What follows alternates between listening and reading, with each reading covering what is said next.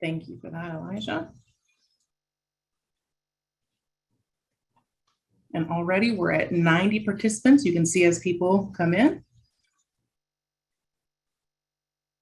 Hello and welcome to the Ohio Crisis Academy on crisis response for LGBTQ plus populations. I'm Sarah Cook, Director of Behavioral Health Initiatives at the Ohio Association of County Behavioral Health Authorities.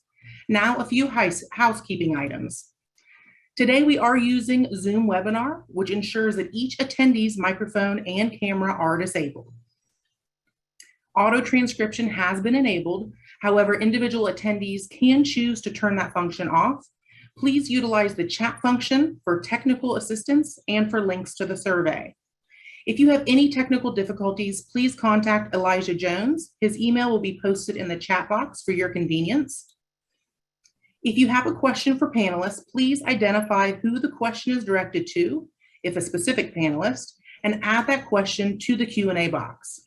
We will be monitoring questions and we'll have a Q&A period as time allows at the end of each panel discussion moderated by Elijah Jones, OACBHA's Director of Health Equity and Clinical Resources. This training has been approved for 2.75 hours of CE credits for social workers, mental health counselors, prevention professionals, and chemical dependency counselors and psychologists. If you log out early, credits will be adjusted accordingly. Please note that we are unable to verify attendance for those who join by phone. After the training, you will receive an email which includes a SurveyMonkey link that will allow you to evaluate this training. You must complete this evaluation within 1 week to receive credit. Your certificate will be emailed to you within 2 weeks. Today's training is co-sponsored by the Great Lakes Mental Health Technology Transfer Center. We'd appreciate your completion of the GPRA assessment, which will also be included in the post-training email and posted in the chat at the end of this training. Now to offer opening remarks for today's Crisis Academy, please welcome Director Lori Chris from the Ohio Department of Mental Health and Addiction Services, whose support and collaboration make these Crisis Academies possible. Thank you, Sarah. It's so great to be with this team today, and thank you to everyone who's joining us for today's Crisis Academy. We've designed these learning opportunities to bring people together to share best practices, personal experiences, and innovative ideas for growing a crisis services system that meets the needs of all Ohioans that we serve. And our vision is that every child, youth, or adult who's struggling with mental illness and substance use disorders, and their families and caregivers, have access to visible and accessible crisis care in their community.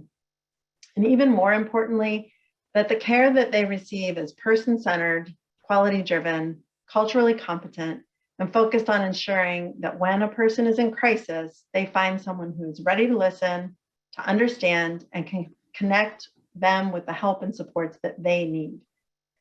And so today is about how we can best work together to help those who are struggling to find healing, purpose, and hope so that they can live their best life and find their full potential.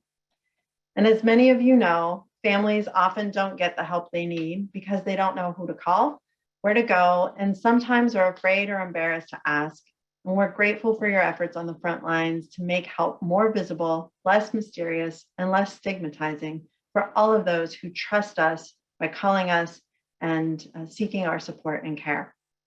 Your efforts are truly life-saving for every single person who needs to hear that they are important, they are valued, and that health and healing are possible. Ohioans living with and recovering from mental illness and substance use disorders want and deserve what every Ohioan wants and deserves: a chance to be well and to live, learn, work, play, and grow safe and secure at home and in community. I do want to thank Sherry Walters and the OACBHA team for bringing us together to listen today.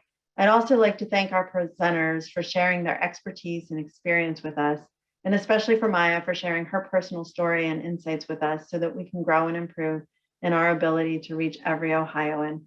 So with that, I'll say thank you. I hope you have a great experience with this learning opportunity today, and I'll turn it over to Sherry. Thank you, Director Chris.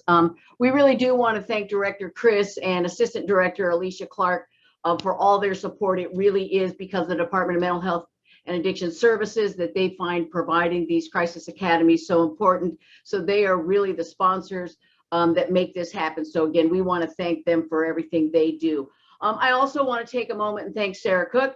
Sarah is our Director of Behavioral Health Initiatives here at the Ohio Association of County Behavioral Health Authorities, and she really is the one who has pulled this all together for you. So I want to take a moment and thank her. We have over 700 individuals registered.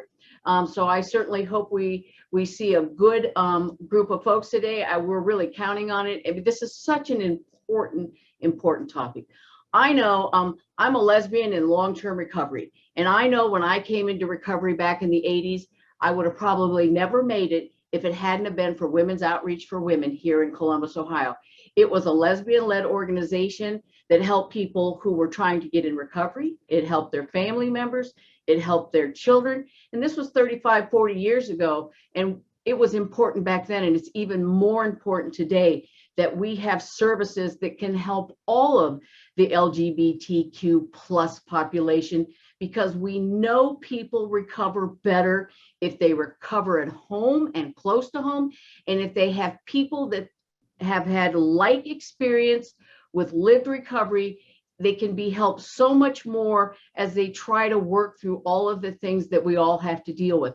And certainly being a lesbian or being in the LGBTQ population, you sometimes have other issues to address besides just the need to stop using, to recover from a mental illness, whatever the case may be. You've got other complications. So it is so important that we all talk about this topic. We make sure that we provide services that meet the needs of the LGBTQ plus population. And I think you're going to hear a lot of good tips today on ways to do that. I also want to tell you that Sarah and another one of our staff, Elijah Jones, they work to put together a curated resource guide on where you can get information about working with the LGBTQ plus populations. It has, I think, videos and articles and all kinds of things. You will be able to access it at the OACBHA website, which is www.oacbha.org. After today's training, I'm sure that the department will probably post it on theirs along with the recording of the session as well. So you'll have not only the opportunity to get the resource guide, but you'll have the opportunity. This is being recorded and we will make it available on our website. And I believe the department may well make it available on their website as well.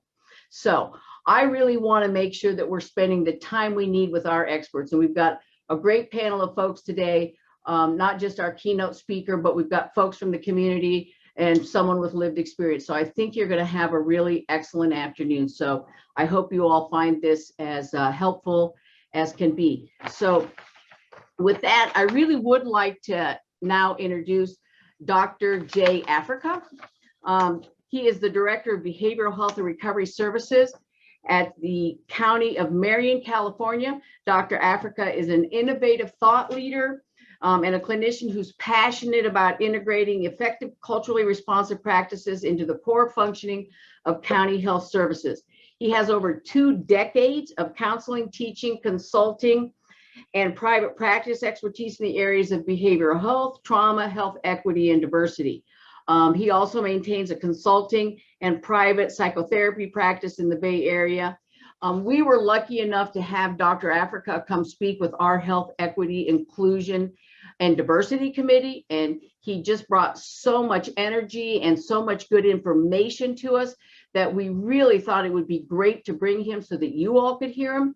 So I think you're going to find that he is exceptionally thoughtful. He has a lot of good information. So please enjoy the rest of your day. Thank you for attending this Crisis Academy. And we look forward to hearing and seeing your questions later in the day. So with that, Dr. Africa, I'm going to turn it over to you, and thank you so much. Well, thank you so much, everybody. Thank you, Sherry, and thank you to all the folks here at the OACBHA. It's a pleasure to join you. I know it's a Friday afternoon on your end. It's about 10 a.m. in my time, so I feel energized, and I hope that I can keep the energy up. And you know what I would like to do in the hour and a half and 15 minutes that I have is I want it really to be seen as more of a conversation, right? That I will present some information that might be helpful for you. I will try my best to pause so that we can ask. Oftentimes when something pops up, and then there's something that, comes up for you, I like to be able to address that in that particular topic. But I hope really it's not talking at you, but really having a conversation. So I will say that the spectrum of LGBTQ issues is so wide, it's actually a universe. So while I will share with you some of the experience, it's not all. There are many, many more people who are much knowledgeable in this sort of area that are doing this day to day, daily. So that's really what I want to share, sort of more of an overview of what are the things that are happening that we should be paying attention to in terms of this work. So I will share my slides. Can you all see that? Thumbs up? You can. Okay, good. All right. So before I start, I want to acknowledge where I am. Where I am is in San Rafael in Marin County. It is on unceded Coast Miwok territory in an area now what we know as the Great Rancheria. We acknowledge the history of this beloved place as a gesture of respect and reparation towards the indigenous residents of this colonized land. We honor the Coast Miwok as the ancestral stewards of this land, and we are grateful for the contemporary community known as the Federated Indians of Great Rancheria, who work to protect the ecosystem of their ancient home and care for the Miwok and Southern Pomo people and culture. So it's just really important for me to acknowledge whose land that we are all on. So when I was invited to have to present, these were the proposed objectives. One is to recognize the importance of understanding of really one's identity in the spectrum of LGBTQ universe. Hopefully to implement some effective planning techniques with you and your families who are not necessarily affecting an individual's identity. And number three, explore the role of non-familial social support when helping clients through a crisis. Now, those are really big topics. So what I think what I will intend to do is try to give you specific nuggets so that when you are thinking about really expanding, serving, becoming more welcoming to your LGBTQ populations, that these nuggets will be helpful to you as you help save a life. This is exactly what this talk is all about, is how do you help save someone's life? How do you help someone to thrive, right? Whether they're not doing well, whether they're facing some barriers, how do you help people find sort of the hope to actually continue moving forward? Because there's really lots of things that really are not going well in this country. And I also wanted to sort of acknowledge that as we're talking about LGBTQ issues, there are many things that sort of are going on, and specifically now as we are seeing what's happening outside the US with Ukraine and Russia, to really just in our minds that there are people who are continuing to be affected by what's sort of happening in the world.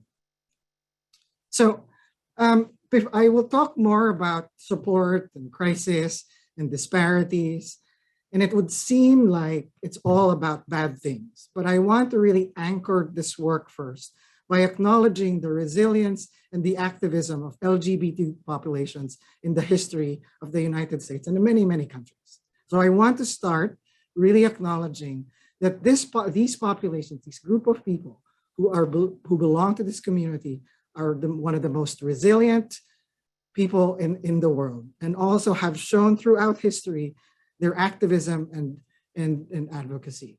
So let me start by saying there are really trailblazers that are coming up and being elevated. Sam Brinton is the newly appointed Deputy Assistant Secretary in the Department Energy Office of Nuclear Energy. Sam identifies as a non-binary individual. Alok V. Menon is a comedian, an author that really is expanding what gender is, as somebody that also talks about power and privilege, but really talking about and identifies as gender non-conforming and gender non-binary.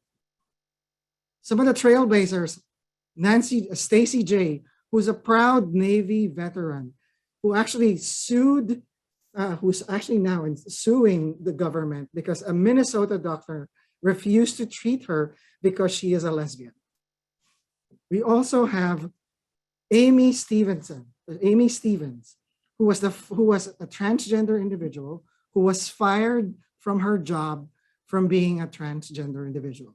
She's the first transgender person that brought a civil rights case to the Supreme Court.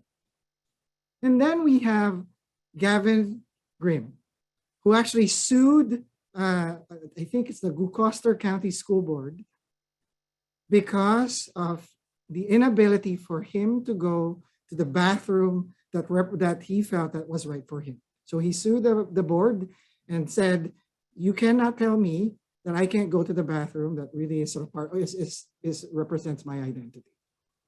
And then you have, obviously, I don't need to tell you who that is, really a sort of a star poet that really has sort of made a lot of sort of work to really talk about social justice and racism.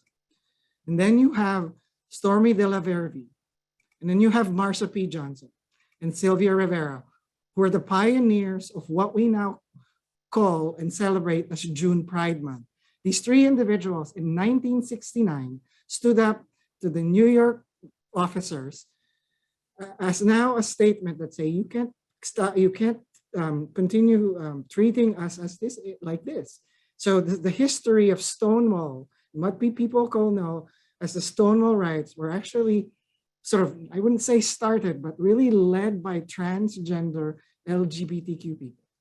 And so as we're thinking about the disparities and the poor outcomes and all these things that sort of are happening in this country, I want to remember, anchor our work really, that there have been many, many people that have come before us that created sort of an opportunities for us to be where we are at.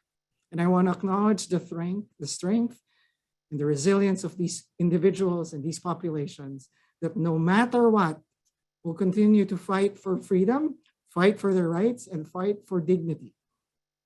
And that, I think, for me, is really the message of what we're talking about, is to give people hope so that they continue living and thriving. So having said that, I want to now move forward to a little bit of the basics. You know, I have now come to realize that I can't take going back to the basics for granted. I have come to realize that I can't assume that people always have a basic foundation. And also I know though that things are changing. This concept of, for example, pronouns that came, I would say, over a decade ago. When we started talking about pronouns, we actually talked about preferred pronouns, but actually using the word preferred is actually not accurate anymore. If I'm using a pronoun, that really reflects who I am. So it's not necessarily a prefer. So it's more of a firm pronoun or a pronoun of choice. So those are the things that, for example, are sort of interesting in these times. So let's go to the basics pretty quickly. So let me talk about facts. And then again, I'm not going to go through this because I want to go through this quickly. In 2017, an average of about 1.8 high school students identify as transgender. And in 2021, in the most recent data, sort of calculation, there's an estimated about 20 million or about 88% adults in the United States as LGBT. Many people are actually saying this is sort of a really low count. And about 1 million of those adults identify as transgender. And now we're actually also seeing that a majority of Americans are starting to identify as bisexual, right? So again, you're sort of seeing now data that people are more and more identifying and sort of as part of the LGBT community. Now, as we look at sort of the data that's sort of coming out, we also look about sort of the disparities that we're seeing. Suicide still remains to be the highest leading of death for LGBTQ youth from 10 to 24. Transgender women of color have the highest rates of disproportionately across multiple sectors: education, life expectancy, housing, employment, again, disproportionality. And then and we're also starting to see that many young people in the juvenile justice system, about 20% of them identify as LGBTQ youth. So as you're thinking about, it really is it is a call to action for all of us in this field to really think about how best way to support people who identify as LGBTQ. And I often think about the LGBTQ as one of the most invisible populations. or underserved or marginalized populations because of the sort of the historical stigma, both for government, the medical system, that we've seen sort of over many, many centuries. So when I talk about LGBTQ, I talk really about the expansive universe. And when we talk about this concept, we really are going beyond the binary of male and female, straight or gay, right? We're going to really try to expand that concept a little bit. So when we talk about the expansive universe, I want you to look at this. We're going to look at this chart a little bit. We talk about being a lesbian, being a gay person, or being gay, being bisexual, being trans, being queer, being intersex, and asexual plus. There's actually a lot, there's like dot there. And so as you're thinking about this graph, I want you to think about if somebody was to ask you, what does a gay person mean? What is a queer person? And when somebody identifies as queer or intersex, are you able to identify the basic concept of what they're talking about in terms of their identity? Right? So I'm going to ask you again, as we're talking about these terms, are you able to say, I can define a person when somebody says to me that they're a lesbian, I know what that means, which is different from somebody who's intersex or queer or asexual, for example, right? So there are sort of buckets that you actually need to understand when we talk about identity.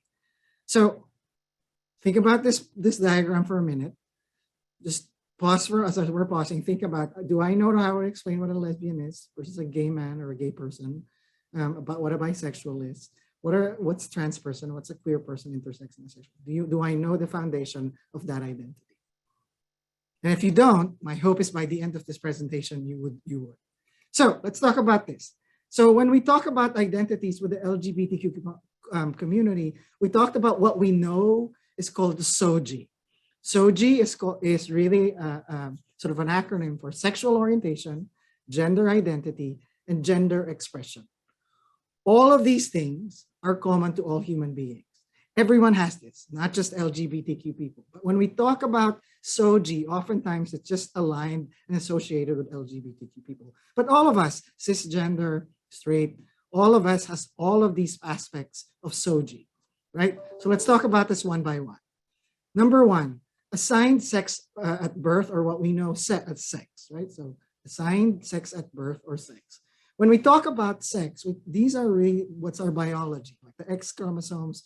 Do you have XX or XY, or do you have XXY, right? We talk about the hormones. We talk about anatomy, like our reproductive sort of system or organs, for example, right? So that's sex. Well, I'm going to say this, when I've heard young people talk about it, they told me, oh, it's like the junk. Okay, all right, I wouldn't use that, but that's how young people are saying, like, that's kind of the junk. So that's sex assigned at birth. Historically, we've used the word sex, but now things are shifting to say it's not just necessarily about sex, it's sex assigned sex at birth. So when you are, when you are born, historically, the doctor would sort of, pull you from your mother's womb or your father's womb and say that I'm looking, that I think you might have a penis or a vagina, and I will sort of assign a sex at your birth. That's how we do it.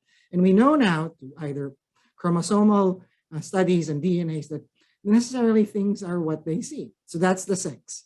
And then we talk about gender identity,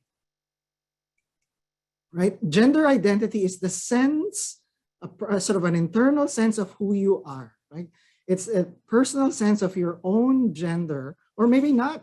Some people identify as non-gendered, and it's sort of our internal capacity of who I am in sort of how the society sees gender, right? So for me, do I conform, or do I see myself as masculine or feminine, both or none, in that and how I see myself? That's sort of the gender identity. And it's really important that gender identity and sex are two different things. And we're going to talk a little bit more about that. And then the next one is what we call now a sexual orientation. Sexual orientation is really sort of our romantic or sexual attraction to others, how we feel about each other, right? We are often, the sexual orientation is oftentimes referred to sort of this attraction based on the people that we're attracted to. Are we attracted to same sex, right? Are we attracted to somebody that's identifies the same as we are? So If you are attracted, if you're male identified, for example, and you're attracted to female, that's, you know, that's how it's described. So that's the sexual orientation part. It'll get a little bit confusing a little bit. And then gender expression. All of us, depending on how we identify or how we present, or expresses gender, sexuality outwardly. The way we dress, the way we speak, our hairstyle, our body art, our jewelry. If you remember Alok, right? You know, they present themselves as, you know, earrings, lipstick, right? All of those sort of things are really important for them as they talk about sort of their identity. And also sometimes how we present might not actually be how we identify, right?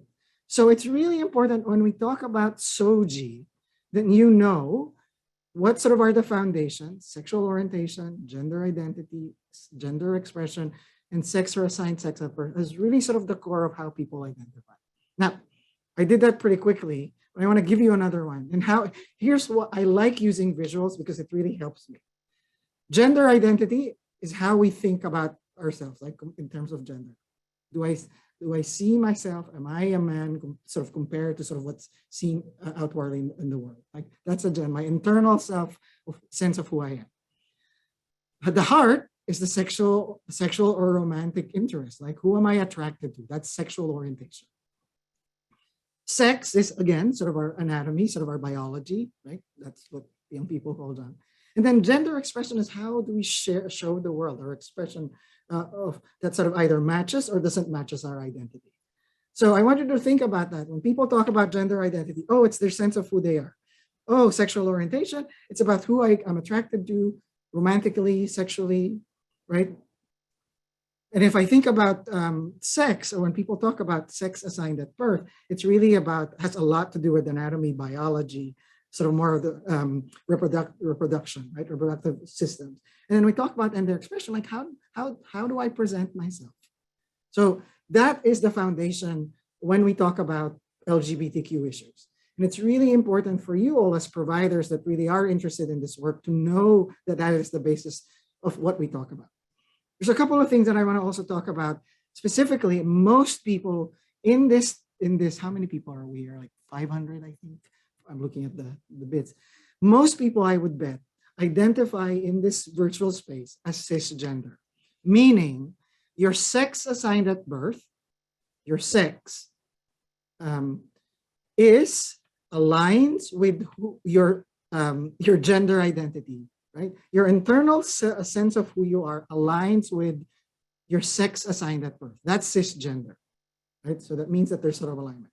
Transgender individuals mean that, so actually I want to say that it's really an umbrella term, and you'll see the complexity in the universe under the trans term, that their sex assigned at birth does not align with who they see themselves as, like what's their internal perception. So that's really important.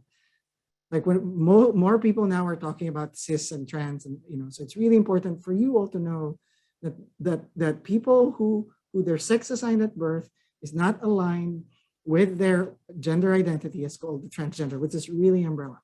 And an interesting fact here that actually more and more people are changing how they self-identify.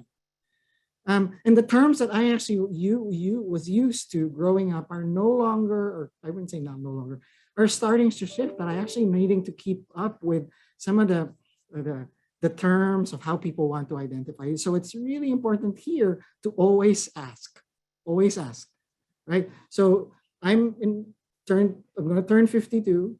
When I was sort of growing up, the word queer was had a negative derogatory connotation.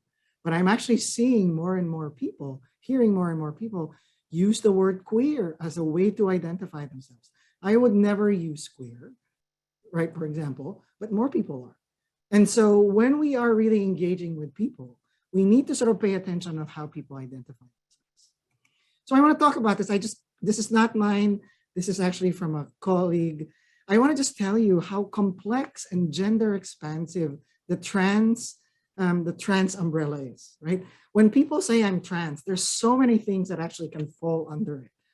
Masculine women, androgynous, feminine men, Hijra, which is the third gender in Bangladesh, transsexuals, intersex, bigender, drag kings or queens, third genders, eunuchs, transvestite, genderqueers, agender, intergender, right? There's so many.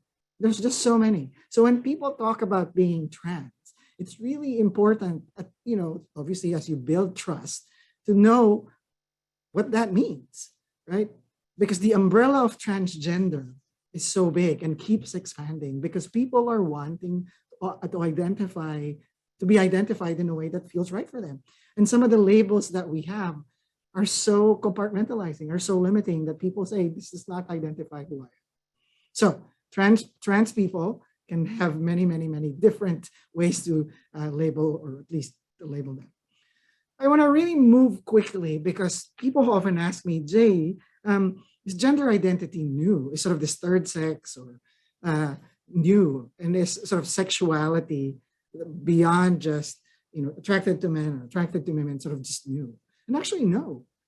There have been lots and lots of cultures around the world, actually hundreds of them, that have celebrated more than two identities of gender and sexuality for centuries. Many, many countries and cultures that have celebrated beyond the binary, right? Beyond the binary of male and female.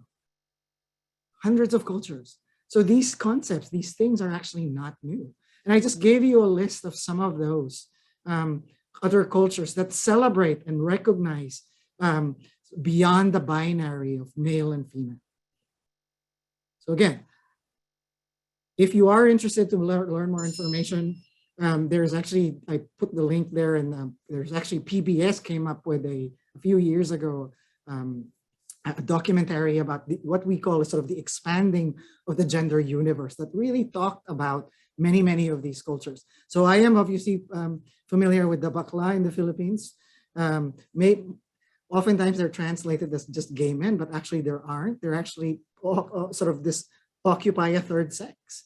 And I also am familiar with the Fa'afafine in Samoa because I worked with them when I was in San Mateo in county when we had a big Pacific Islander population. And really, they don't sort of see themselves sort of within just either men or women or male or female. They actually said that sort of they were called sort of a third gender. So it really is sort of interesting, again, if these cultures have existed for such a long time, I keep wondering about why it's so much stigma, right? Why is it so much, there is so much discrimination and stigma about it? I often wonder if we had, I think, accepted some of these things that came and understood sort of the complexities of this, but we won't be where we're at right now. So the question is, should you ask SOGI? Should you ask the question of sexual orientation, gender identity? And many, many studies are coming out that actually are saying yes. And many people have said, well, we shouldn't ask that because it's too personal. Oh, I actually have done a lot of training when people would say, I don't know how to ask that. It's against my faith. It's too intrusive. And I actually are saying, well, actually, it's important. It's the same as we ask about race and age. It's, I think, more of trying to figure out a way to ask the question in a respectful way.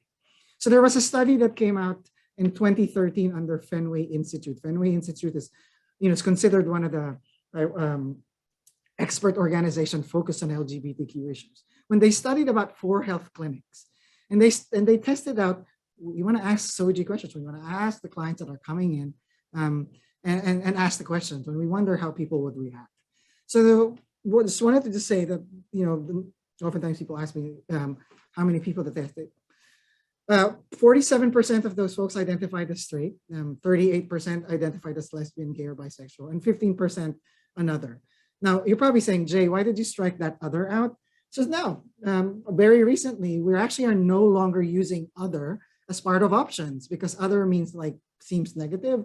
And now we're actually using the term another. And then people can write down how they identify. So again, things have changed. Like in many, many forms that I see, I often see the options and then other. And now actually some of our advocates are saying I don't want to be othered. I want it to be considered as another option. So that's why I wanted to share with you that it's now I would say passé, but it's actually not much more appropriate now to put another instead of other. So in that study, 3 out of the 4 participants agreed it was important to ask about SOGI on written forms.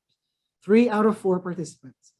And over 80% of those folks stated that they would continuously answer these questions if the health provider asked that question. Now, it's interesting because the participants that responded said, yeah, it makes sense. You should ask it.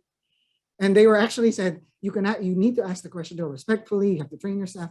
Compared to the providers, the staff, the staff of the health clinics that said, oh, we shouldn't ask that because people will not want to ask that question, right? So it's sort of interesting about how different the response of the patients and the client with the providers. And so that study said we should really think about whose discomfort are we trying to protect? The providers or actually the clients, right? So really just think about that maybe our discomfort when we say people won't ask it, it's really our discomfort versus actually saying, no, it's really trying to figure out what's the right way to say it. Now, there are implications in that study about minors, right? So when a minor is coming to get services and their parents don't know, there has to be a plan on how to address that. There has to be a conversation about that. And I feel like that's sort of an operational issue, right? So some organizations have kept signs. Some organizations, they have a navigator that comes in when they know that these individuals may be identified. They sometimes bring in the young person first, right? All of those things. So there really are implications of how we ask these questions, especially when your caregivers or your parents are not aware of that and can cause some more harm. So I feel like I just sort of, quickly went through that. Let's go back to my graph. Right. So lesbian, I hope that when you think about being a lesbian, we're actually talking about somebody's sexual orientation. When you talk about gay, again, that's about sexual orientation. It's an attraction, in this case, like a male attracted to the same gender, right? Being male. When we talk about bisexual, we're talking about sexual orientation. Again, it's the romantic interest. But when we start talking about T, it's not actually now about sexual orientation, but gender identity, right? So again, people often confuse that they're all the same. So then when we talk about Q, Q could mean many things, but at least in the queer side, we are actually talking both about maybe somebody's gender identity, but also somebody's sexual orientation, right? So you're sort of seeing LGB are more sexual orientation. Gender, trans or queer might be gender identity. And then the sex or the intersex is really about biology, right? Sex, right? So it's nothing to do with who they're attracted to. It's nothing to do with how they see themselves. But it's really we're talking about when people who are intersex sort of more have the biology. And then asexual, which should have probably be lumped in the sexual orientation, are people, what you're talking about, asexual people that really are talking about who they're attracted to, whether it's romantically or sexually, right? So this, for me, is super important in just really laying down the foundation. Now, again, just think about that for a moment. In the scale of 1 to 10, as you're listening to this like presentation right now, say, I think I'm at a 10 to understand that lesbian, gay, bisexual, and asexual are all about sexual orientation. Trans, queer are more probably gender identity and queer sexual orientation. And then when people talk about being intersex, what we actually are talking about is people's sex, right? So I hope that you are sort of feeling somewhat more comfortable there. So let me complicate it a little bit more.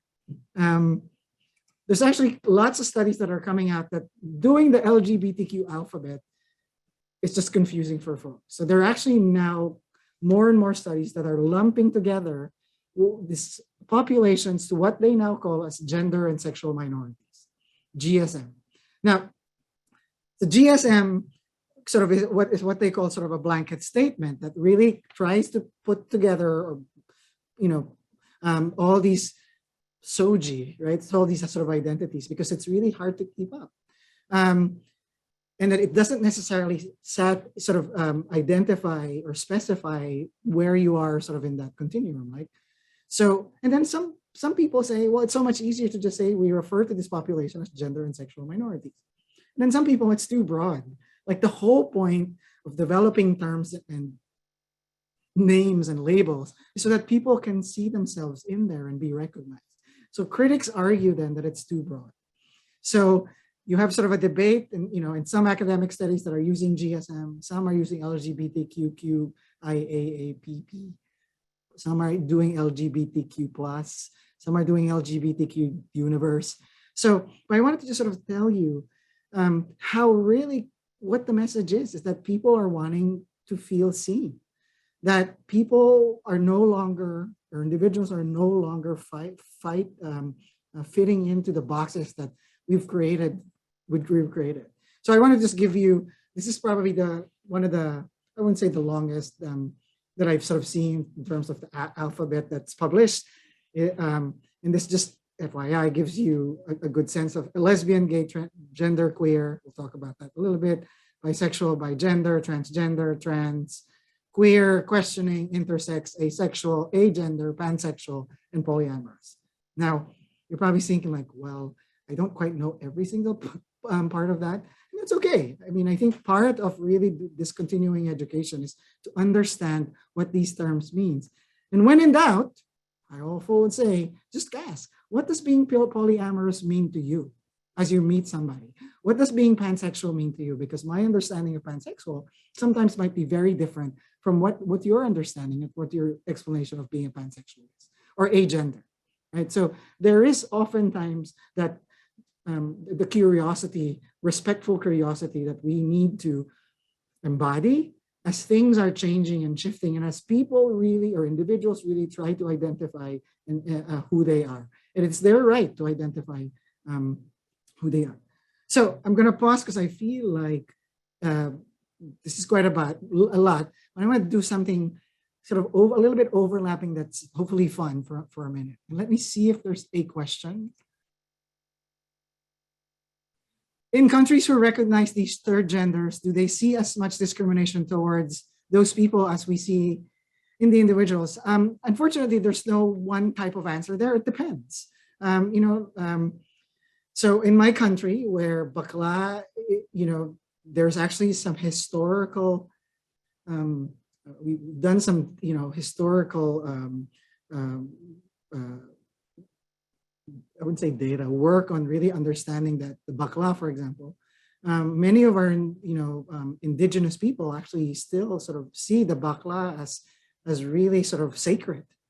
But if you go to the city, right, they're being discriminated, they're being ostracized, they're being made laughed of, people are ashamed of them because of the influence of religion and the Western countries, right? So there are, in Samoa, what I know is that the Papafini is actually regarded very highly, but, Samoa is being westernized, sort of, so all of those things like sort of are affecting how people are being treated.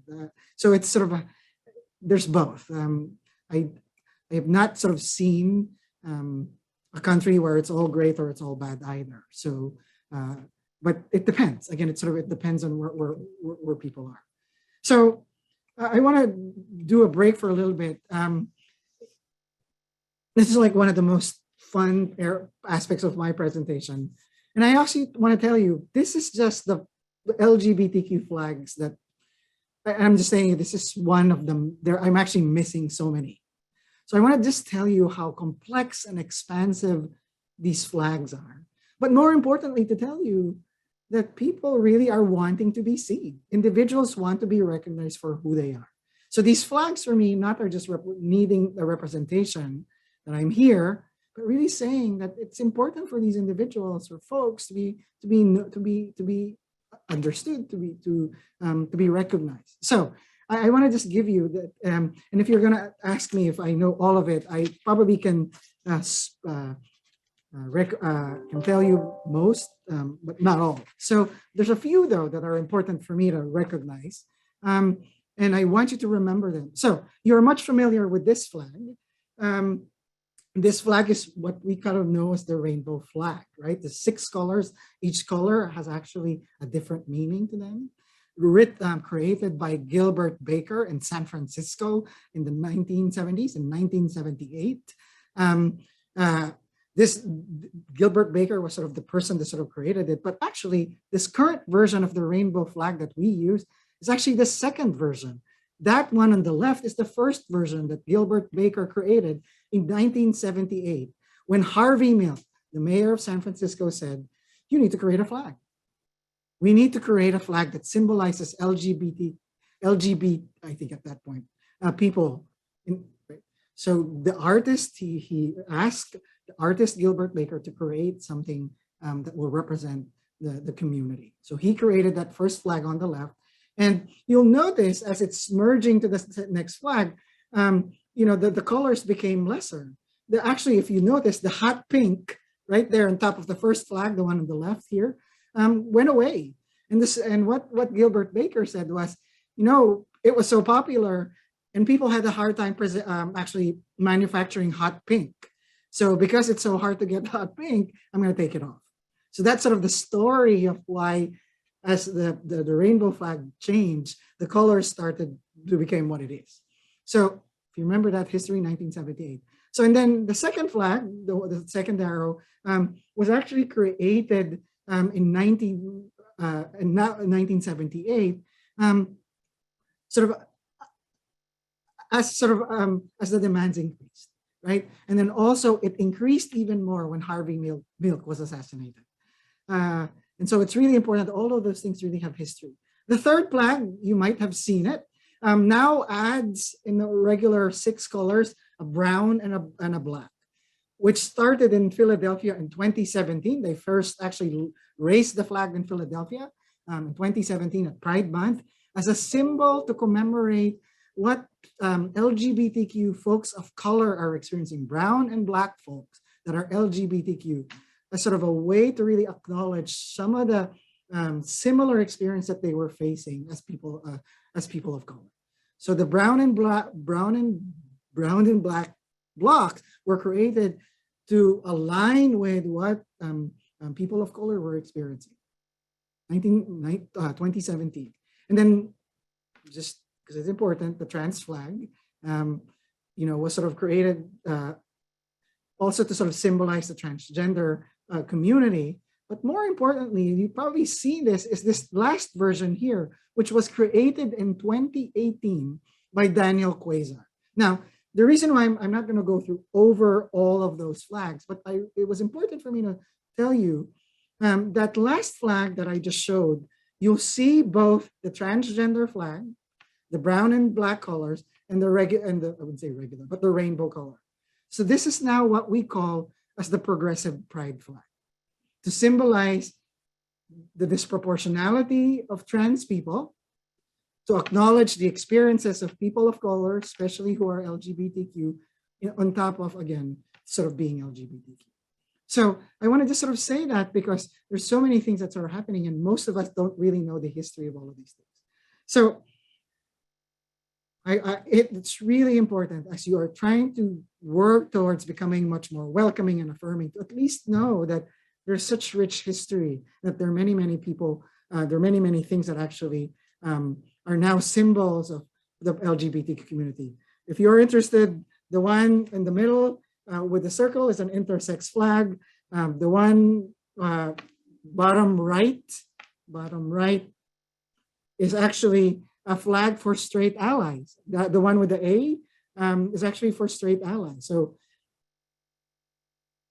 even our allies are wanting representation. So, but again, as part of really trying to become more affirming and welcoming, knowing about sort of these history and the symbols are really important.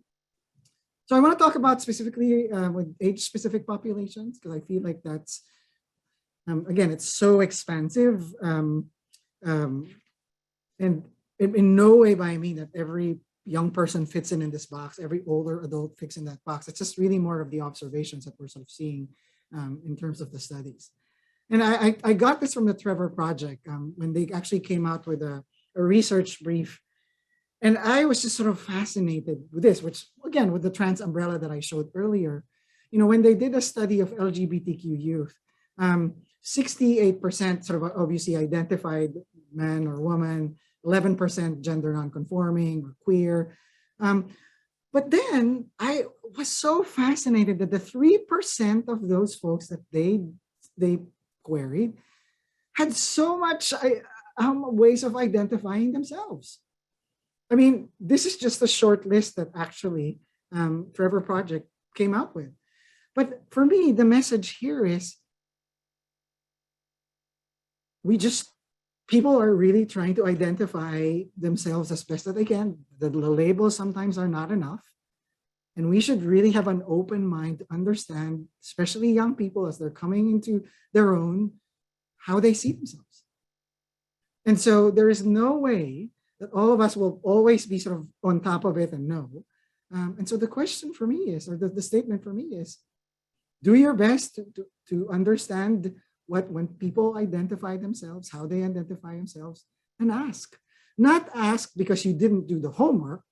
Ask because your understanding might actually not be what their understanding is, or how they understand themselves, right? So the ask is more like, I'm not interested in learning about that. I'm just going to ask you. It's more of like, oh, based from what I know, I just want to make sure that I'm correct in how you define yourselves. But again, so expansive. It's really about we're not even just calling it population. It's the gender expansive universe. The people and more are finding ways to really see themselves recognized. Let's talk about adolescence for a moment. As you all remember or know, that it's really a time of brain development. Like, our neurons are are just charging and building sort of our connections. And this is the time when most folks are learning about social relationships. Social relationships are so super crucial in the time of adolescent life, whether it's peers, adults, caregivers, right? Even strangers, actually. What people they don't know, because of this whole thing about social media, people care about what people are talking when they actually have no idea about who that person is. And it's also a time of there's lots of rewards and risks that they are doing things, exploring, finding out, doing things. So they either get rewarded for what they did, or they are maybe quote unquote punished. So there's a lot of risk taking there. And so when that time of behavior, it's really important to kind of provide sort of resources and opportunities for them to support them. And the other thing that really is important in adolescent life is the awareness of our sexuality and gender role expression comes, right? So again, sexuality tends to be who we're interested in, who sort of the romantic, like how we see ourselves, and then also how we express ourselves, right? Thinking about sometimes how we express ourselves, how we present or not present doesn't necessarily identify or reflect or align with how we identify, right? So it's really just sort of important. And we're seeing now, especially with younger people, that more and more are disclosing at an earlier age their LGBTQ identity, more and more, which we've not seen, obviously, in the past. And we think many researchers are saying, well, you know why? Because more and more people are coming out to talk about it. There seems to be much more social acceptance of being LGBTQ and these expansive identities. Like, it's not so uncommon anymore that people say, oh, I'm bi or I'm trans, like really, especially with the young people that we're seeing. It doesn't mean, though, that discrimination's gone away, that there's not bullying because of you being LGBTQ. It still exists, but we're seeing more and more people coming out. And so I think for us, it behooves of us as providers to really think about what spaces can we create to support these young people as they are coming into their own, and help them, give them the opportunity so that they can more than survive and thrive.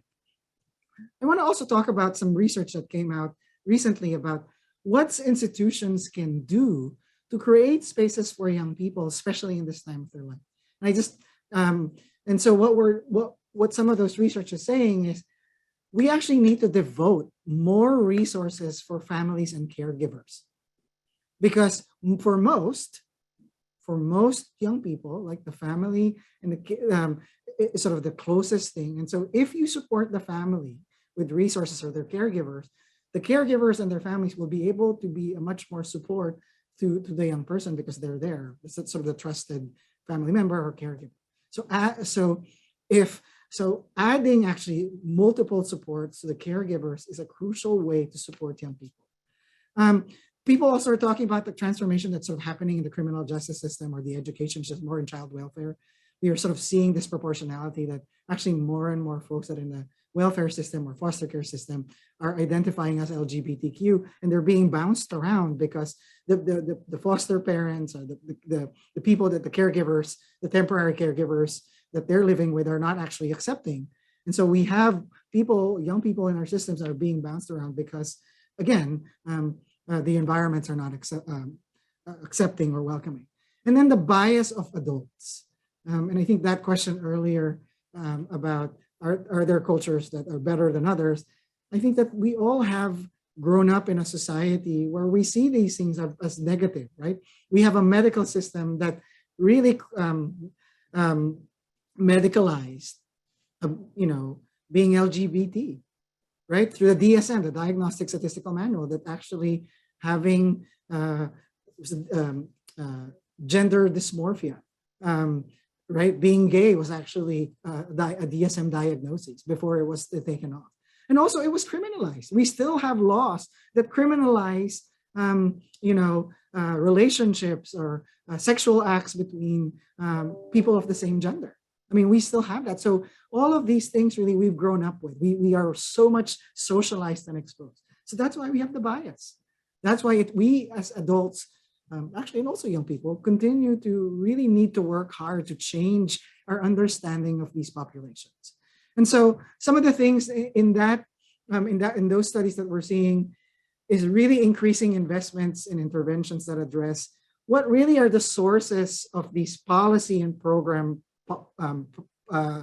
issues, like what we need to invest more, not necessarily in activities, but really in the policies, in the programs, and the practices that support becoming more affirming, supporting becoming more welcoming for our communities. For example, really making sexual orientation, gender identity, and expression as a protected status. We have to, and I'm going to say this, I'm a proponent of this, that we have to make professional development specifically for LGBTQ issues and understanding these individuals and these populations a mandatory training, part of graduate medical school, part of every curriculum in school. I think it's super important that people have some foundational knowledge about, both the resilience and the disparities that are actually are experienced in these populations. And then, especially in schools, and I'll just talk about this briefly, the many, many threats of taking away anything that has LGBTQ in the educational curriculum. That some legislators are trying to take away any representation of LGBTQ person history in the educational system, to wipe out that entire group of people. And really talks about, again, creating sort of invisibility and literally saying that they're really not as important in the history of this country. So in terms of also of adolescence, what we know, and my sense is you hopefully know some of these things, gender dress codes doesn't work. Like it actually creates more stress for folks. Tolerance, zero tolerance doesn't work. Like I know that we use that with bullying, doesn't work. We also know that punitive disciplinary actions in school doesn't work, right? Suspension, it doesn't work. There is much more that's sort of needed to really create an environment that's sort of welcoming. And we also know conversion therapy doesn't work. While there's research there, while there are people that had are coming out testimony and say like, I went to conversion therapy and it changed me back to whatever my sexual orientation is or gender identity, it doesn't work. It doesn't work. And so it's just really important, like even if for you, wherever you are, if you're connected to the schools or connected to social services, these are sort of things to just think about as you're creating policies and practices within your organization. What works though?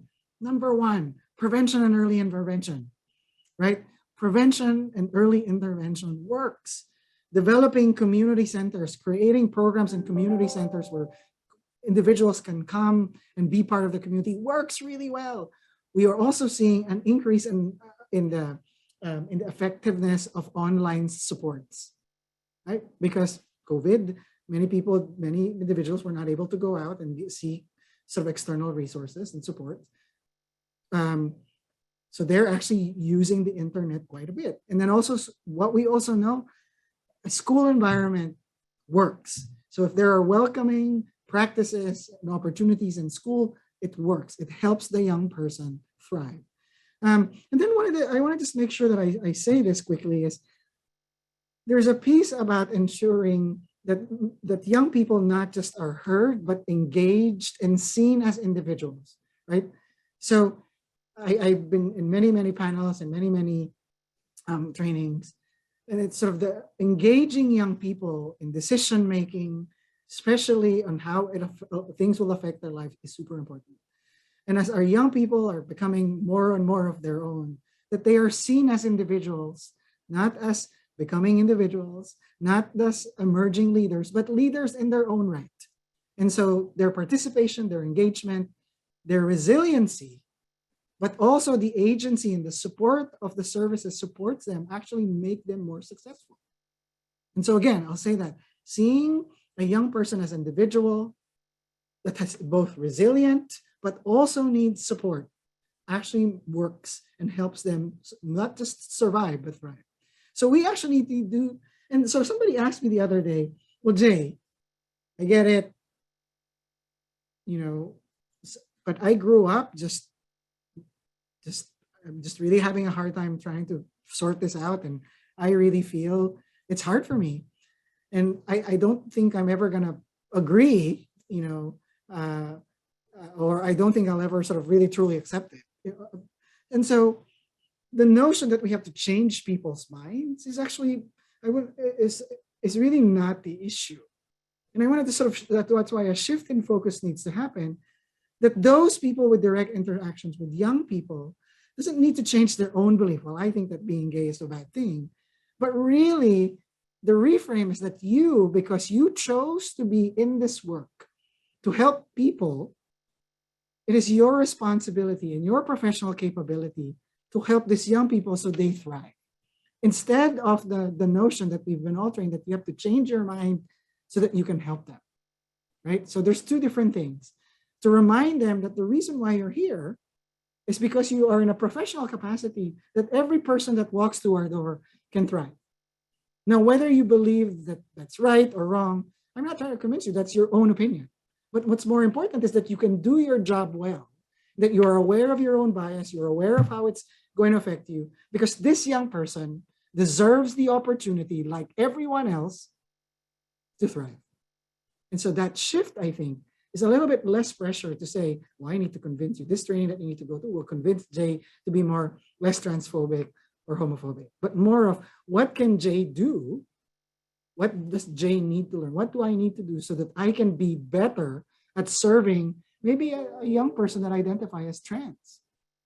So that's the shift that actually is needing to happen, that we're seeing versus convincing people that you need to change your mind. Now, I know that's hard, but I keep coming back to the do no harm that we are all, maybe swore to be part of, right? That our first job is to do no harm. And so, and it is still a responsibility that every person or every client or every young person that walks through our door asking for service or assistance deserves that. So I want to now go quickly. Before I go to adolescents, adolescents, I'm going to look at this thing. How can we advocate for our communities to have classes or increase resources into student curriculums? Let's see here. Well, many of you are working very closely with school administrators. Many of the services work in schools. I mean, in my role as a behavioral health director, I partner very much with the school districts. Really sort of, there's that. Some of you might run for school boards, right? So going to your Department of Education and really sort of advocating for those are sort of these engaging young people, engaging parents to be sort of part of that is all really, because I think the issue here for me is you can't do this work alone. Everybody needs to pitch in, right? Everybody needs to be mobilized together collectively. So that would be one example. But we have, for example, we have a very strong school board that they're representing, really focusing on, at least in some of the Bay Area ones, on really like creating gender neutral restrooms or creating policies that are affirming for trans kids, being able to have trans kids participate in the sports that they feel like are right for them. So, or are the sports that they want to. So that would be example. I know basically there are things that have been presented so far. It still feels a lot to take during a single presentation. I wonder how well the various labels are understand the LGBTQ population. I mean, I think that's the whole point is you need to understand the foundation. You can't just, if you have no idea when somebody comes to you and they identify as LGBTQ and what they're talking about, that actually is a problem. So the reason why it's so super important for us to kind of know the basics is because it really helps us understand where people are coming from. And that's really sort of the point. And what's most of us wants to be seen, right? So it really is super important for me, for me to really get the foundation, because if somebody talks to you and say, I'm trans, and you have no idea what that means, then you're already kind of off the track. So that's why it's super important. Conversion therapy, I would say that's legislation that's really working some with the medical providers also. So those are the things that I think sort of are some examples. So I'm going to move forward. Next, I'm going to talk about older adults. Very different from the experience of older adults for young people, that many of them have experienced a lifetime of discrimination and lack of legal and social resources, like many of them. So you are sort of seeing now the generation of boomers that are in retirement that really have experienced really this long term of discrimination and lack of legal representation or social recognition. Many of these individuals have relied on chosen family or families of choice. So these are not the biological families because they either have been ostracized or they ran away, or their parents didn't accept them, or their immediate caregivers didn't accept them. So they've looked for people that were more accepting. And that's what we call families of choice or chosen family. And so it's really important when we think about that when people are reaching that age when they're more, thinking about their life expectancy and mortality, we are telling people who should be part of your advance directives, who should be part of your will, who should we call to that is both more legally that we can call on when we are making decisions about their health, right? Because again, many LGBTQ folks have been, have either been, have chosen different family, and so they're not the biological family. And we know at loss, it's it's always they go back to the biological family. So as you're thinking about planning, as you're thinking about really supporting these individuals, to really think about there is a legal aspect to that they are in their will, they're in their advance directives. There's some legal documentation of how of the supports for those folks. We also know that when you go to be hospitalized, like who gets to go visit? Again, those are important things to think about. We also know that many of these individuals who are sort of turning their older adult really have experienced the lack of competent and exclusive care. About 25% in a study by LGBTQ Policy Institute have said that about 25% have continued and have experienced pretty much a lifetime of discrimination from their medical providers. And again, the medical providers technically should be the closest person next to your family, right? Because of just really needing to your care. But if you feel like you're being discriminated, really trust, and there's no trust there, and that can really be problematic. The other question is there really a high risk of needing long-term care? And we're seeing that many people who are older adults are actually going back to the closets as they're now moving to facilities, like because maybe their family members can no longer take care of them. And can you imagine just a lifetime of, being out and proud and, and then now because you're now moving to this facility that you don't know whether it's welcoming, to come back to the closet. Some people actually don't even put up the pictures of their partners, you know, or their significant others, for example, and what that impacts, how that impacts a person's psychological well-being. So those are for me. And then we're sort of seeing that many of these folks, because again, for whatever reason, isolation, maybe hard time getting to resources, you know, transportation, many people are actually expressing that they are no longer feeling that they belong, that they are losing more and more their connection to the community. And many people are sort of being isolated. And as you know, isolation really has a negative effect on a person's well-being. Before I move forward with what to do, I want to spend the rest of the 30 minutes talking about what to do and how we can do. I want to talk about LGBTQ and intersectionality. We cannot talk about disadvantage and marginalization without intersectionality. Intersectionality was a term coined by Kimberly Crenshaw, lawyer, activist, scholar, when she said that oftentimes when people who are disadvantaged and experience you know, multiple disproportionality, we sort of see them as it is. We actually are seeing that there are many people, because of their multiple identities, that are oppressed, that sort of merge. And that oppression of multiple identities create a much more exacerbated effect or negative effect. So she says, intersectionality really is a way of seeing different forms of inequality that often operate together and enhance and exacerbate each other. So what is the experience of a person that identifies or, you know, in terms of inequality, gender or sexuality or being an immigrant, for example, in addition to LGBTQ status or race and ethnicity? What, according to Kimberly Crenshaw, is we really need to look at the person's whole experience and how all of these stressors come and exacerbate some of the things that people are experiencing. And then she talks about really the impact of minority stress, like the impact of racism. And as a matter of fact, the impact of the minority stress or impact of racism is seen in terms of disproportionality.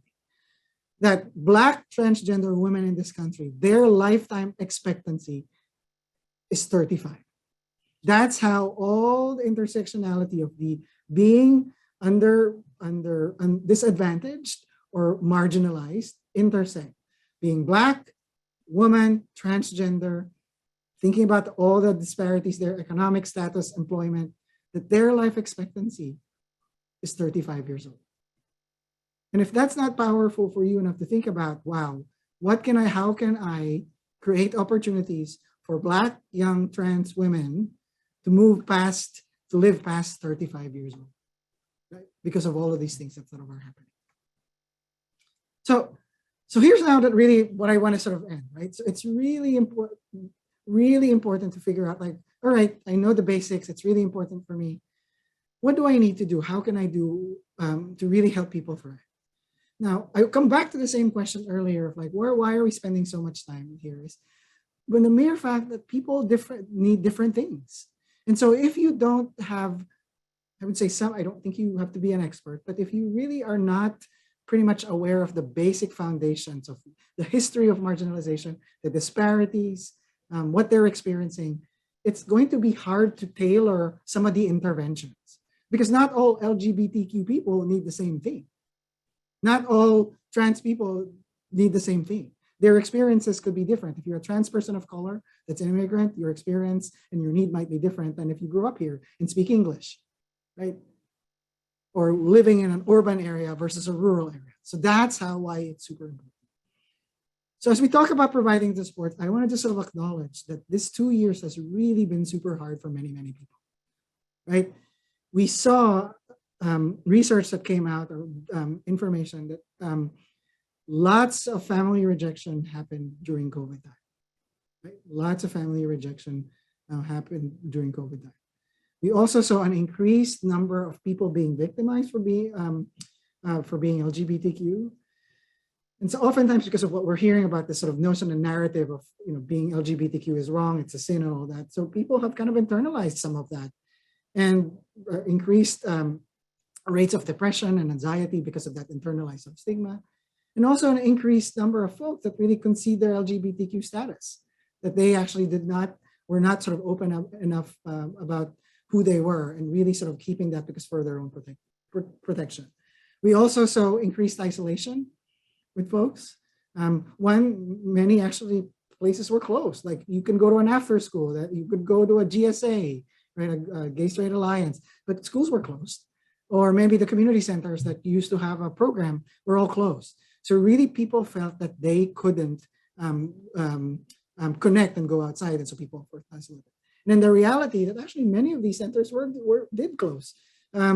And so even if you wanted to and you felt like you could, they were just not available. And they, for a while was not able to pivot quickly with doing online. Now, why am I worried about this? In 2020, there was all of these things that were happening that were trying to challenge again the rights of LGBTQ people.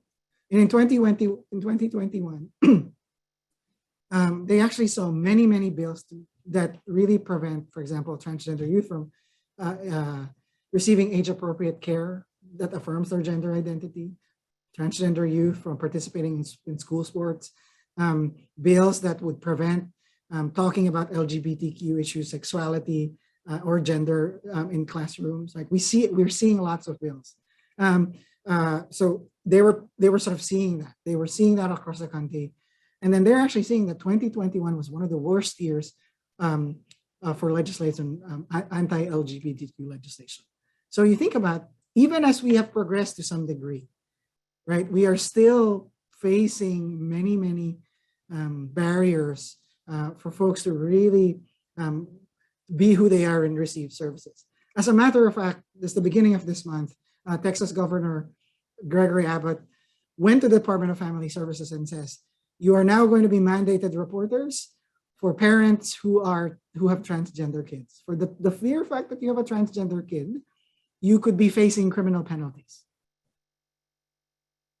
And if that doesn't quite shake you to the core, I don't quite know what that is. So more and more people are probably going to be hiding. More and more people are going to not share who they are. And then more people are also going to, because of the turmoil that's sort of around them, going to need help from many of us. And what is our role then to really help people, individuals, right, move forward to thrive and get the resources and the services that they need.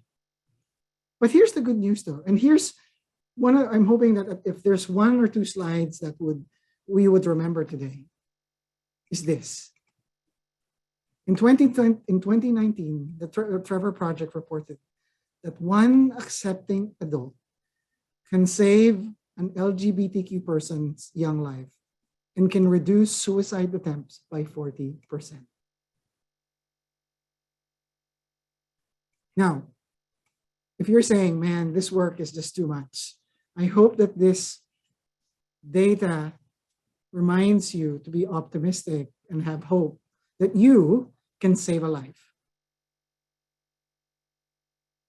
With all the things sort of that's happening in the world, this data that came from the Trevor Project gives me hope that all of us in this room, however many people we are, 400 some people, can save one person's life and can reduce suicide by 40%.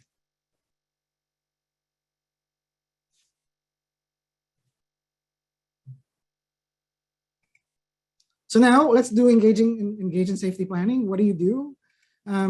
Remember, rejection is high among LGBTQ populations, right? Increase of suicide, substance use, homelessness, being victims of violence is high. So you need to do everything you can to create safe spaces for folks. So ensuring, in terms of safety planning, ensuring that they are safe, right? Physically safe is the #1 issue. There are lots of things that are coming up now because people are doing more online services or more online searches that you can actually, because parents can check the history of their young people, whoever's living in their homes or caregiver, right, can look at the history of what they're searching in the internet. There's actually now things being in place that you can, for example, hit escape 3 times and the history of the web search will go away, right? So for families that are not accepting. So it's really important to think about that. And many people are like, well, go search on the internet. And actually it could be also a dangerous place because people are kind of watching and looking at what we're looking for. establishing trust is super critical.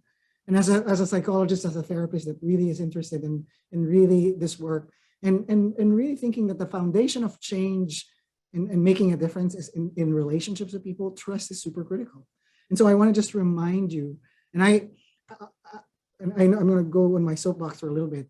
Oftentimes people ask me, well, how do you build trust?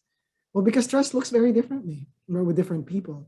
And I came up a long time ago, I came up and I read the book, and it really talked about that really helped me understand how do I build trust with people, right? So this equation came from sort of a coaching book that says, well, how do you build trust with people? What actually we shouldn't be measuring trust. We should be measuring, do people see us as trustworthy? So trustworthiness is the addition, or is the combination of credibility, which is our expertise, our presence, how we show up, how we look, how we react to certain things. This is what people oftentimes look at when they're saying, can I trust you?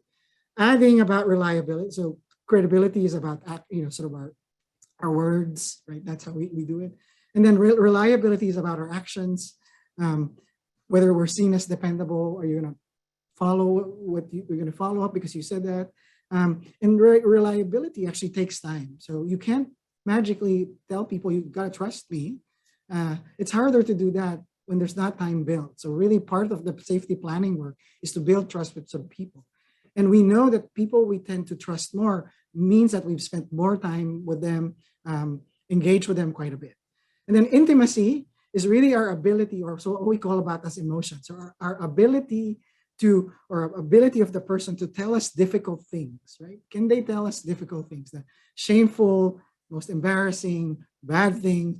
And what's our reaction to that? So that's what intimacy, you want people to feel intimate, not sexually intimate with you, so that they feel like I can tell you anything that I want, anything that feels that's important for you to know, over the self-orientation. Or self-orientation is about who I care about, it's all about me, right? So all those things, credibility, reliability, unity, should be really more, is the focus of really as we build trust, especially with people who are asking support and services for us. So the motives or self-orientation should really be cared about. It's not about us. It's really about helping that person succeed.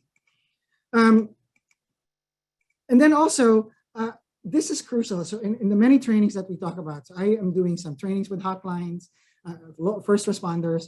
We all talked about it is imperative that you ask them what kind of resources and supports that this individual have, right? Do they have a trusted caregiver? Do they have a trusted family? How far is the next, the person that really supports you?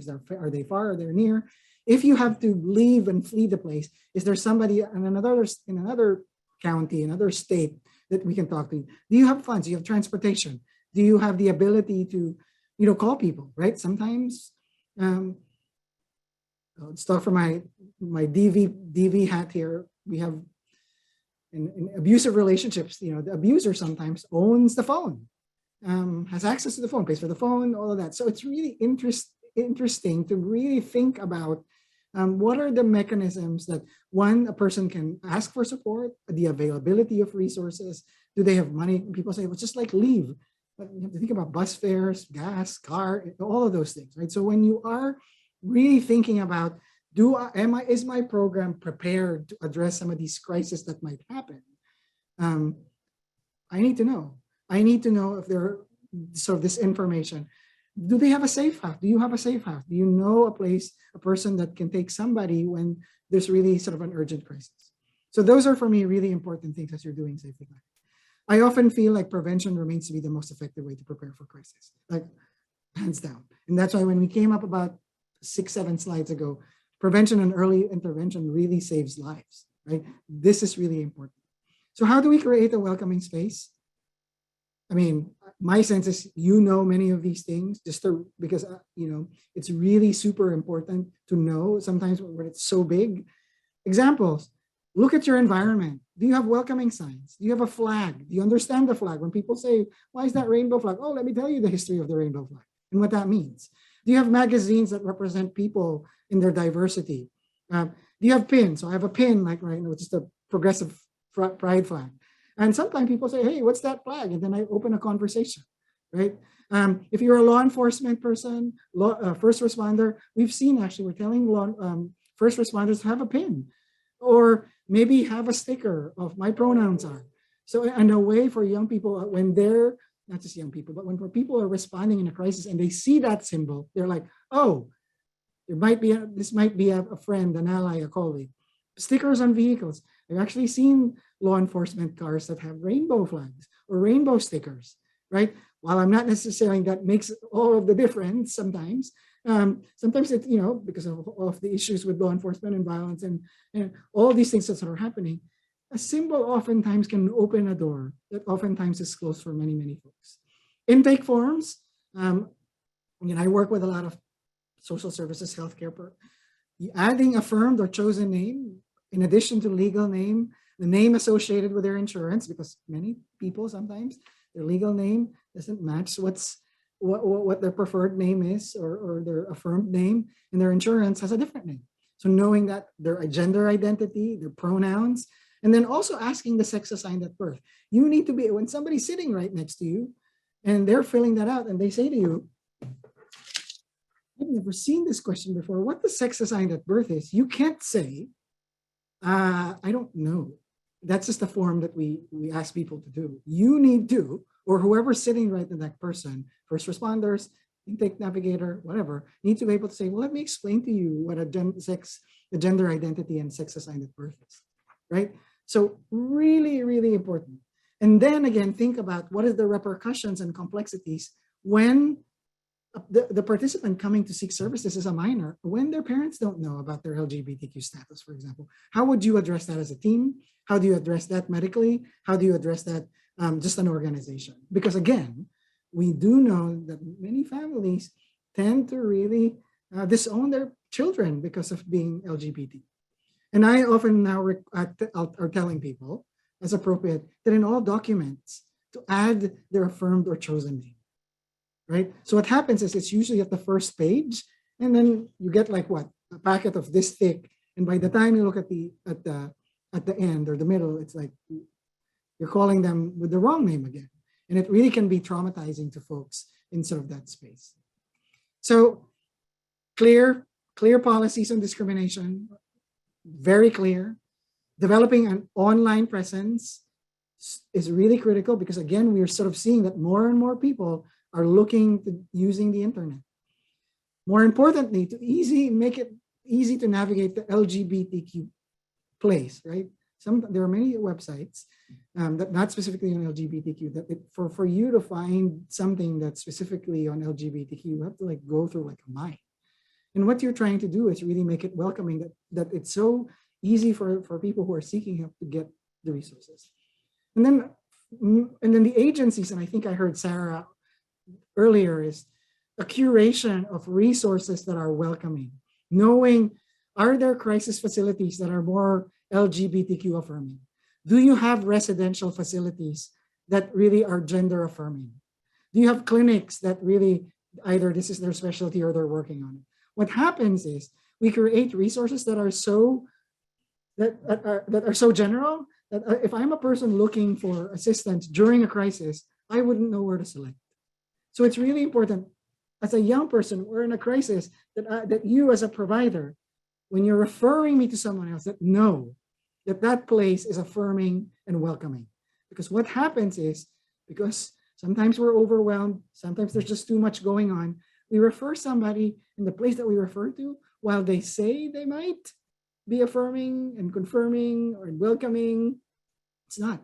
And actually re-traumatizes the individual and then decreases the trust in you and also in that provider.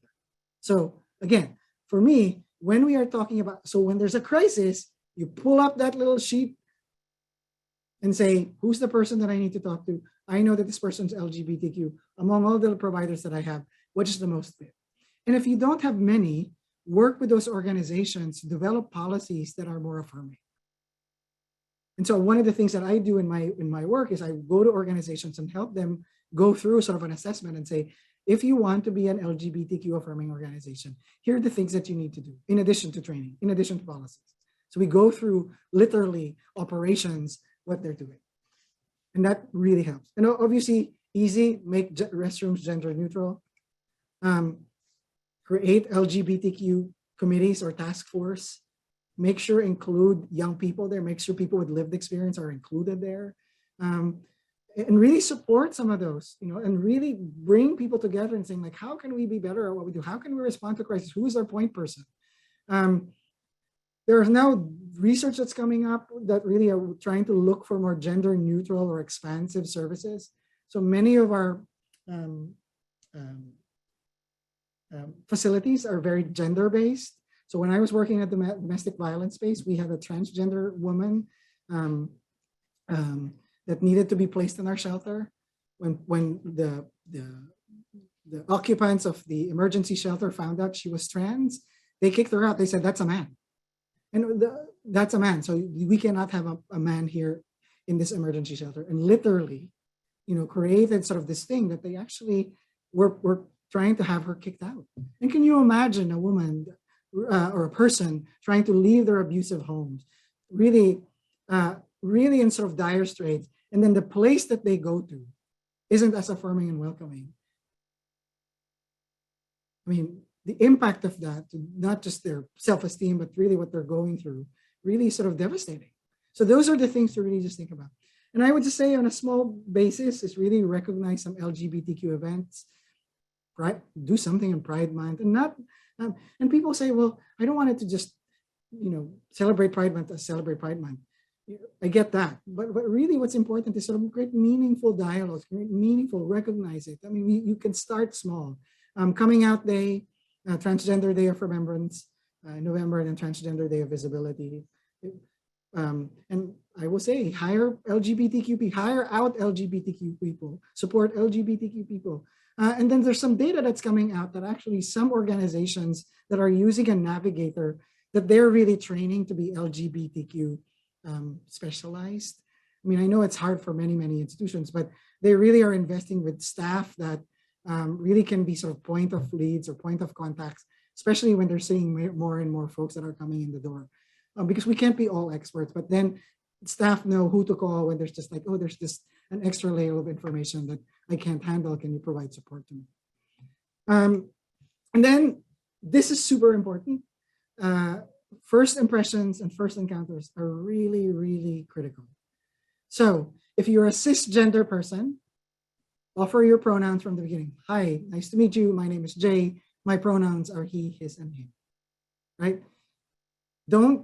And if you're not part of the LGBT community, do that. Be the first person to initiate that. It makes a difference when we're responding to a crisis. I'm officer, I'm blah, blah, blah. My pronouns are. What's your pronouns? How do you want to be referred? Makes a difference. There's actually some data that's coming out that say even the mere act of doing that actually increases the trust for the individual who's LGBT seeking help to the person that says my pronouns are. So really, again, and I feel like really that's a way to recognize, again, that you are hopefully expansive and building on the credibility and trust. So one of the things we're also doing now is we are, those, well, when we used to be face-to-face, we have these name tags that put your name. We actually put people's name. Email, in our emails, my email, put my pronouns. There's a link that says, why care about pronouns, that hopefully people will look at. So it's really trying to create an environment where people are sort of welcome. And then I think I have a few more. And then really critical, continuing engagement in terms of training and education. I think CIT and crisis intervention training that we're seeing across the country, specific LGBTQ focused training and populations are being talked about in these crisis intervention trainings. Hotlines are now being trained to say, can you tell me the name of your husband? They're not saying that anymore. Can you tell me are you talking about your significant other? Are you talking about your parents who's abusive? So really training them instead of like, can you tell me who your dad is or your mom is, or who's your husband or your wife, right? Really creating sort of a gender neutral language, really so that people who are sort of listening can say, okay, so this person has some information. So really important. And when we talk about gender neutral language, I'll just be upfront because oftentimes I get emails and saying like, how do I do that? if you don't know a person's pronoun, use they. And then somebody will say, no, it's a she, he, right? Asking, do you have a girlfriend? So we use that quite a bit in crisis, especially when I was working in domestic violence. We actually stopped saying, who's your girlfriend or your boyfriend, or is that your boyfriend, hitting you? Is who's hitting you, or who are you dating? Or is your significant other? Instead of Mr. or Mrs. Jones, again, really simple, but makes a difference. When you're calling out loud as you're waiting in the wait room, is there a client? It's instead of, and I've seen this quite a bit, Mr. or Mrs. Jones, again, binary, saying, is there a client whose last name is Jones here? And if you are more progressive, many people are using now, instead of Mrs. and Miss, mix. So these are people that sort of, again, are beyond the binary, are using mix, because either they're much more expansive than the Mr., Miss, Mr., Mrs., or Miss. And then quickly, restroom instead of ladies' room, men's room, parent guardian instead of mom and dad, folks, everyone instead of ladies and gentlemen. I still hear that quite a bit, unfortunately. And then you guys really is the one that makes me cringe, because not everybody identifies as guys. I know people say it's just a statement, but we are actually seeing that young people are actually correcting us and say, I don't identify as you guys, so you're not talking to me. So really, again, it's I keep saying super, it's really significant to make these small changes that really actually are big changes for some people. And as I'm ending, I want to just talk about what does it mean to be an accomplice versus an ally. So I want to change this quickly and saying, why not an ally? An ally, really, what we consider as the first step to doing social justice work. Like an ally is like, I'm in your side. But really what we want you to be are accomplices. Accomplices is really uses their own position, their own privilege, to challenge and to change the existing condition. Allies like, I'll support you, yeah, good for you, I'm gonna show up. But being an accomplice means I understand what my privilege is, I understand where I'm coming from, I understand what my position is, and I'm gonna help move some of that to make things better, to change the narrative of people's lives. So I'm gonna use what I have, sometimes at the risk of being effective negatively, either in my position, how people see me, because I am supporting. That there's a risk here that we're taking for being an accomplice and supporting you. So that's what I want us to be, not just an ally, because an ally, it's easy. I'm an ally in everything, but do I do something differently? Do I help change it? Do I understand my position, my power? That's really what I am hoping that you all are trying to do. So get educated and be informed. Again, as much as I am deep into this work, I often am surprised with the things that I don't know and continue to learn about. I want to talk about coming out and inviting in. Stop using coming out. Coming out really is about other people. Like, I'm coming out to you, I'm presenting myself to you. But actually, the experience of LGBTQ people is to invite you in their own intimate, personal journey and say, because I trust you, because you're an important part of my life, because I want you to support you, I am inviting you in to learn about who I am. So the coming out actually is what people are saying. I'm not saying this is what I think. It's more about other people. When actually the experience of being LGBTQ plus is about people, is about their own journey. So the common term actually that people are talking about now is not using, oh, when I've come out, is when did you invite people in to know about who you are? And so inviting people in is actually a much more strength-based approach and focuses on the individual. Don't be afraid to engage people in a conversation, asking respectfully, be open. Again, there's so much there to know about people's experience. And one of the things that really it has been a barrier is people are afraid to ask, right? Tell me about your experience. How has it been for you? What can I do as an accomplice, an ally in this work? What has worked? Right? Tell me about tell me about what it's like to be with your family and all those things. And sometimes they'll call you out on it and say like, well, actually, they didn't understand me, and really be okay with that. That yeah, I'm still learning. I'm doing my best. I'm not going to rely on you to be the trainer and teacher, but I want to be really supportive to you. I want you to survive, more than survive, thrive, and then show your support. And here are just some examples of the things that literally ask people, like, how would you support the LGBTQ community? when you speak up, when you hear a joke or a comment about being anti-LGBTQ, many people don't say a thing. And sometimes silence is actually an action. When you don't say a thing, it perpetuates either like people kind of agree or like, oh, it's so common, like, I guess it's okay. So especially if you're not part of the LGBTQ community, I'd say, I think that's offensive. And it makes a difference for people who are, feel unsafe and unwelcome. Donate, obviously, to organizations that are LGBT, adding pronouns to your emails, share pronouns to your introduction, especially if you're non-LGBT. Join LGBTQ positive pro groups, putting a supportive sign in your organization, in your office. And not just put a sign, understand that sign. We have staff that puts rainbow flag or signs and people like, I don't know what that is. It's just there, or our organization just asked me to put it. It's important to know what they are. And then create social settings for welcoming for LGBTQ people, right? I mean, that's really sort of the point of why we're having this discussion, is because there are many, many spaces and places where people don't feel welcome. So with that, I want to end by quoting this quote from James Baldwin. And for some of you that know me, that in the last, I would say, few years of my last few years because of COVID, I've really been thinking about purpose and role. Compare, that we are all little specks in the big universe. And what I do really, as a person who's transgender, as a person that sort of experienced many, many things that I've talked about here, of being ostracized, discriminated, being second guessed, in crisis, where people that I came to seek support to did not know what to do. Some didn't care.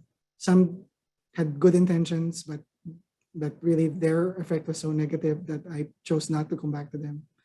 But that really, what makes a difference? And I come back to, like, I actually, in my time here, as short as it is and unpredictable life is, to want to embody love.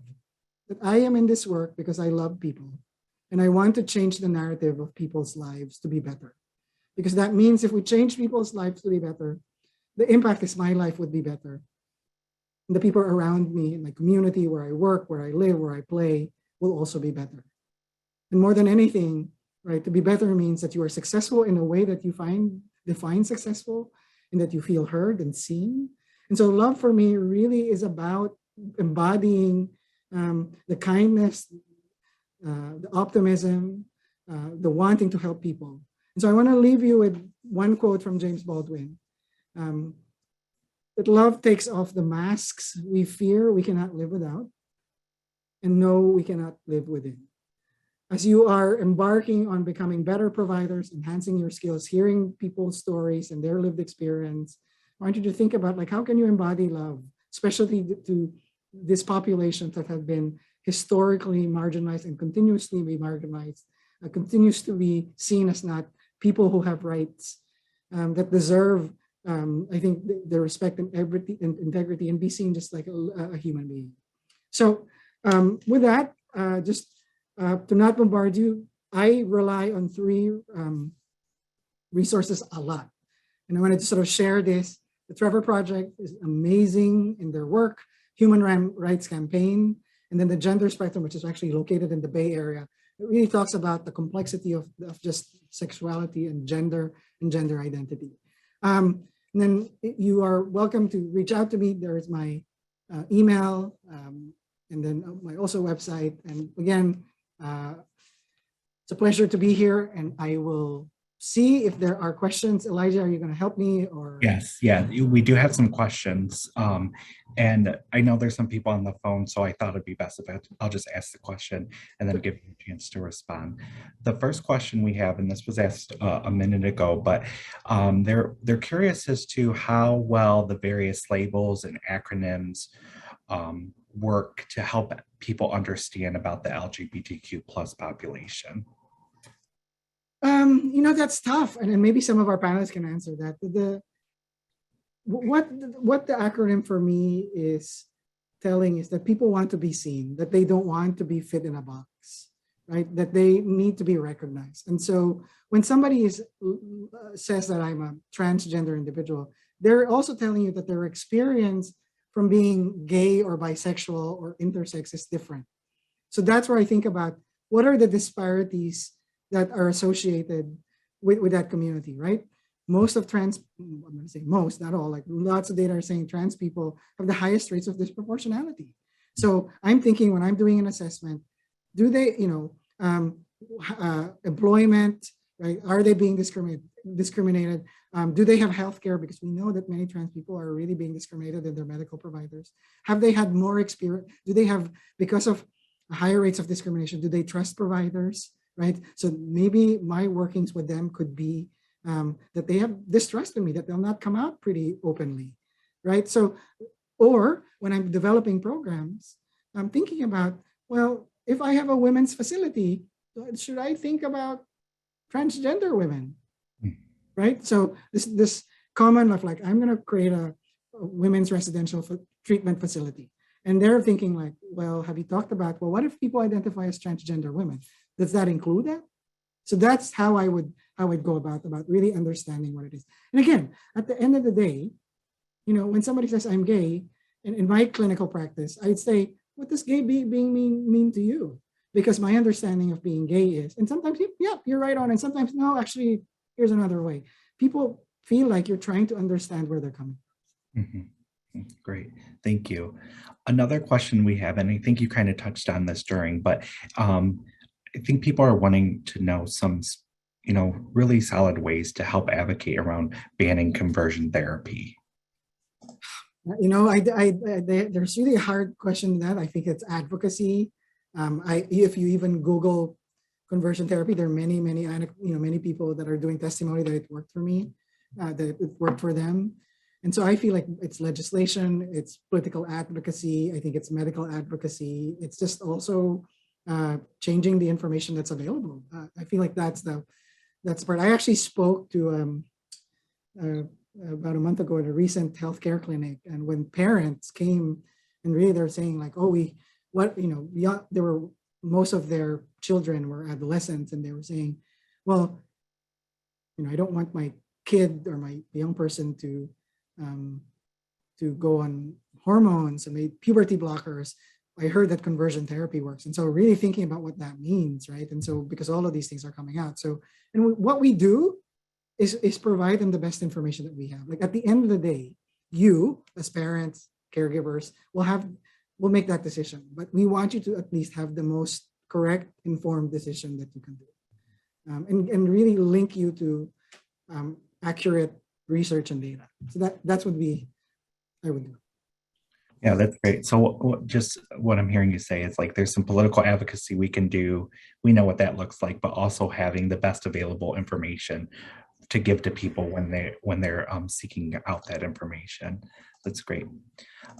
We got a couple questions. A lot of questions we've had have been around specific cases of advocacy, but we got a couple questions around what do we do when there are bills and policies that are passed or being looked at that are really, can be really detrimental to the LGBTQ population? I mean, there's so many, it's hard to answer that question because they're just, because the experience of people are different. So, we have to really pay attention to the legislation that's being passed that really bans the person's rights to be them. LGBTQ people, anti-LGBTQ legislation or policies are basically saying you don't have the right to exist as who you are or who you love, right? And that's what it is. If you think about the foundational meaning of what they're against, is really preventing you from being in sports, learning about role models, learning about the importance of people in history that really paved the way for people like you, like me, right? To say like, I am an important part of US history and we deserve to be right. So I feel like anything that prevents you from being who you are and who you love is detrimental, right? And so I think, and again, I don't know how many people are here in the advocacy or legislative space. Hundreds are coming up every single legislative cycle that are coming out to just either change or revert or ban people's really experience opportunity to just exist in the space that they want to. I mean, again, not being able to play in the sports that you want, right? Not going to the bathrooms that you feel like are aligned with your gender identity. I mean, many of you have probably never thought about how difficult, what kind of decision you have to make when you're going to the bathroom. Many of you have never thought about, if I go to this bathroom, am I at risk? Am I going to be ostracized? Am I going to be shamed? Right? It's just like, I need to go to the bathroom, go. But some people who are trans or gender non-conforming, because of how people see them, are often like, I'm going to just hold it. I'm going to go somewhere else because I feel unsafe here. Thank you. Thank you for that. We have another question. So research says that keeping kids with families in abusive or neglectful situations is less traumatizing than removing them from their families and putting them in foster care. Is the same true for LGBT kids living with constant microaggressions from the family? I don't know if I can say from what I know the research is that's absolutely correct. We do know that it is dangerous to have LGBTQ young people in their homes because the abuse and the whether it's microaggressions or the efforts escalate over time. And so find it sometimes, I mean, I think it's a balance, like it's never good to take away people from their parents unless they're in danger to themselves or they're in danger for others, or there's a danger that sort of violence from the family. That's why we move people, right? That's why we take them out into spaces or places or families that can accept them and give them the care that they need. So I think it's a balance. I think the most important thing is the places, if we cannot work with that family, and there's just no way, and that really puts people in danger. Again, part of the crisis planning is number one is safety, people's safety. If they're no longer unsafe, then we find some other place that are more welcoming. But we also know, because of this concept of chosen family, right? That because their biological family has been abusive, it's not the right place for them. Many people have thrived because they have their own chosen family. And so that means to me that there is some positive effect that if you take them out of an abusive home because of their LGBT status and you place them in another home, maybe a second, not necessarily biological home, but they are so accepting that these people actually become successful. Now, it's not always 100%, right? Because things are complex. So that's what we know. Great. Thank you. Another question here. How do I respond to parents who say, my child is just identifying this way because they are following peer pressure? Yeah, that's a tough one. And again, remember, I come back to the shift that's sort of needed, especially with providers, that we don't need to change their mind. Often, like, that's not the first go around. It's like, well, I'm not changing your mind so you can, it's really about the professional side of like helping some people. So when we have parents like that, so I oftentimes do education. So, well, tell me about what you mean when you talk about peer pressure. And then I start sharing data that actually people know at an early age that actually there's actually more harm when people are not being accepting homes or places, and really try to sort of understand. What I think is challenging is when you challenge them right away and helping them really understand of what that means. And oftentimes, I'll just say this, I come back, I always try to dig deeper. When the kids change or being peer pressured, there's a meta or subtle message there. At the end of the day is, like, I care about my kid, but I'm just not understanding what they're going through because I'm afraid that they're going to be harmed. And the reason why they're peer pressure is because they want to fit in.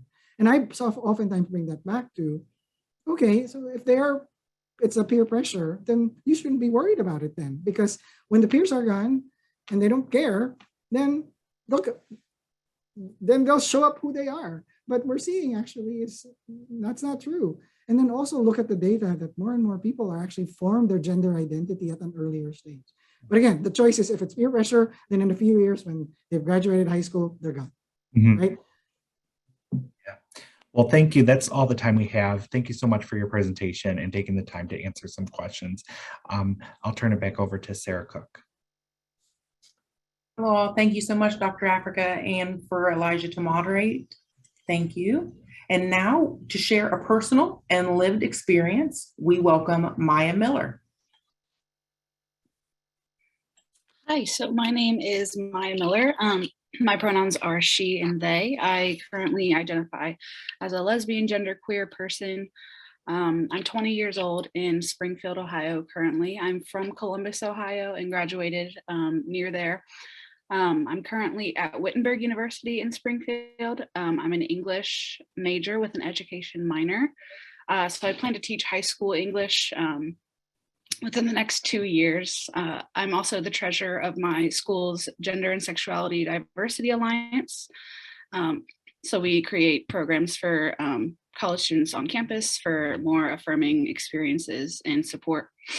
And I say this because 3 years ago, I wasn't able to envision these opportunities for myself. I sort of stopped planning my future during my senior year of high school. I wasn't really envisioning a future past that. And by this time, I was pretty well versed in my mental health struggles, but I never really had a stable source for therapy that wasn't like crisis hospital visits. I would like be admitted to an emergency department and then just lie my way out of it, just completely not say what was truly on my mind or my thoughts and feelings at the time. So I was never like truly given the care that I needed. And by this time, I never really admitted to myself that I was gay. I grew up in a religious household. So it was a lot to deal with at the time, basically. And by senior year, the stress and the weight of all that guilt really tore me down, and I wasn't planning to go to college. I began planning the end of my life, really. And I think like the fear of going to college did set in, and I just simply didn't care anymore. So in 2018, right after Thanksgiving, I had planned to be hospitalized, and it was actually November 30th, and I wasn't planning on putting in my college admissions, my college applications, which were due the next day. And my dad had forced me to put in my applications. I did not want to. I wasn't going to college. I wasn't living for another couple of months. So he forced me to do that, and I was taken to the hospital. So I spent 32 days in an adolescent behavioral health unit, along with 90 additional days in intensive outpatient program. And then after that, I had 20 days of partial hospitalization. So, and it was like during this time that I became more aware of my sexuality and my sexual orientation. Not really so much my gender identity, that has sort of come later during college. But I was getting more of a feel of who I liked at the time. So, you know, throughout that, I had learned all these new resources for my own mental health, and, you know, finally realized that I do have something to live for, finally realized that I have a plan, a motivation, and that is to give students a voice. So the day after IOP, I found myself at Kaleidoscope Youth Center in Columbus, Ohio. It is a gay youth center for adolescents 12 to 20, and they have Q&A, so I'll let them, you know, give more of a spiel on that. But my plan when I went in there was to make like-minded friends like me, and just sort of, you know, find people like me. I never really had people like me around. I always felt different. I always never really fit in basically around where I was. So having a place like KYC felt like a new opportunity to, you know, be who I really wanted to be. And I wasn't necessarily looking for support or love when I had went in there, but that's exactly what I got. I didn't expect the staff members to be as involved, and I gained most of my support from staff members for sure. They also provide affinity groups, support groups for like-minded individuals. So for example, we have like a lesbian group, and then there's like a gay group, and then there would be like a trans group, as well as like a BIPOC group. So just like different groups that you would feel that you would be identifying, and you would be with those people. And just the staff are just so welcoming and willing to provide support for youth in the city. And, you know, I didn't feel like I belonged until I had walked into the doors of KYC. I received so many services from them. I went there consistently every day right up to the pandemic. I actually even during the summer, I was able to like sort of do an internship paid job there as a youth, and sort of provide services to fellow youth. And obviously that was just super beneficial to me as I grow up to be a teacher.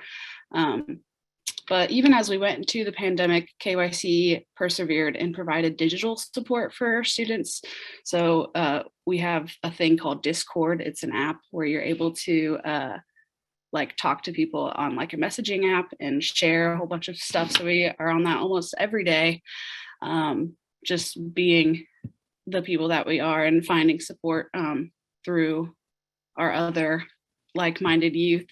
So I never really had realized like the support that I was able to get, and the help that I was able to get, and the help that I ultimately deserved at the time, until I walked into KYC. You know, I had all of those days in behavioral health units and IOPs, and that's when I had found out about KYC. And you know, I learned CBT and DBT like the back of my hand now, but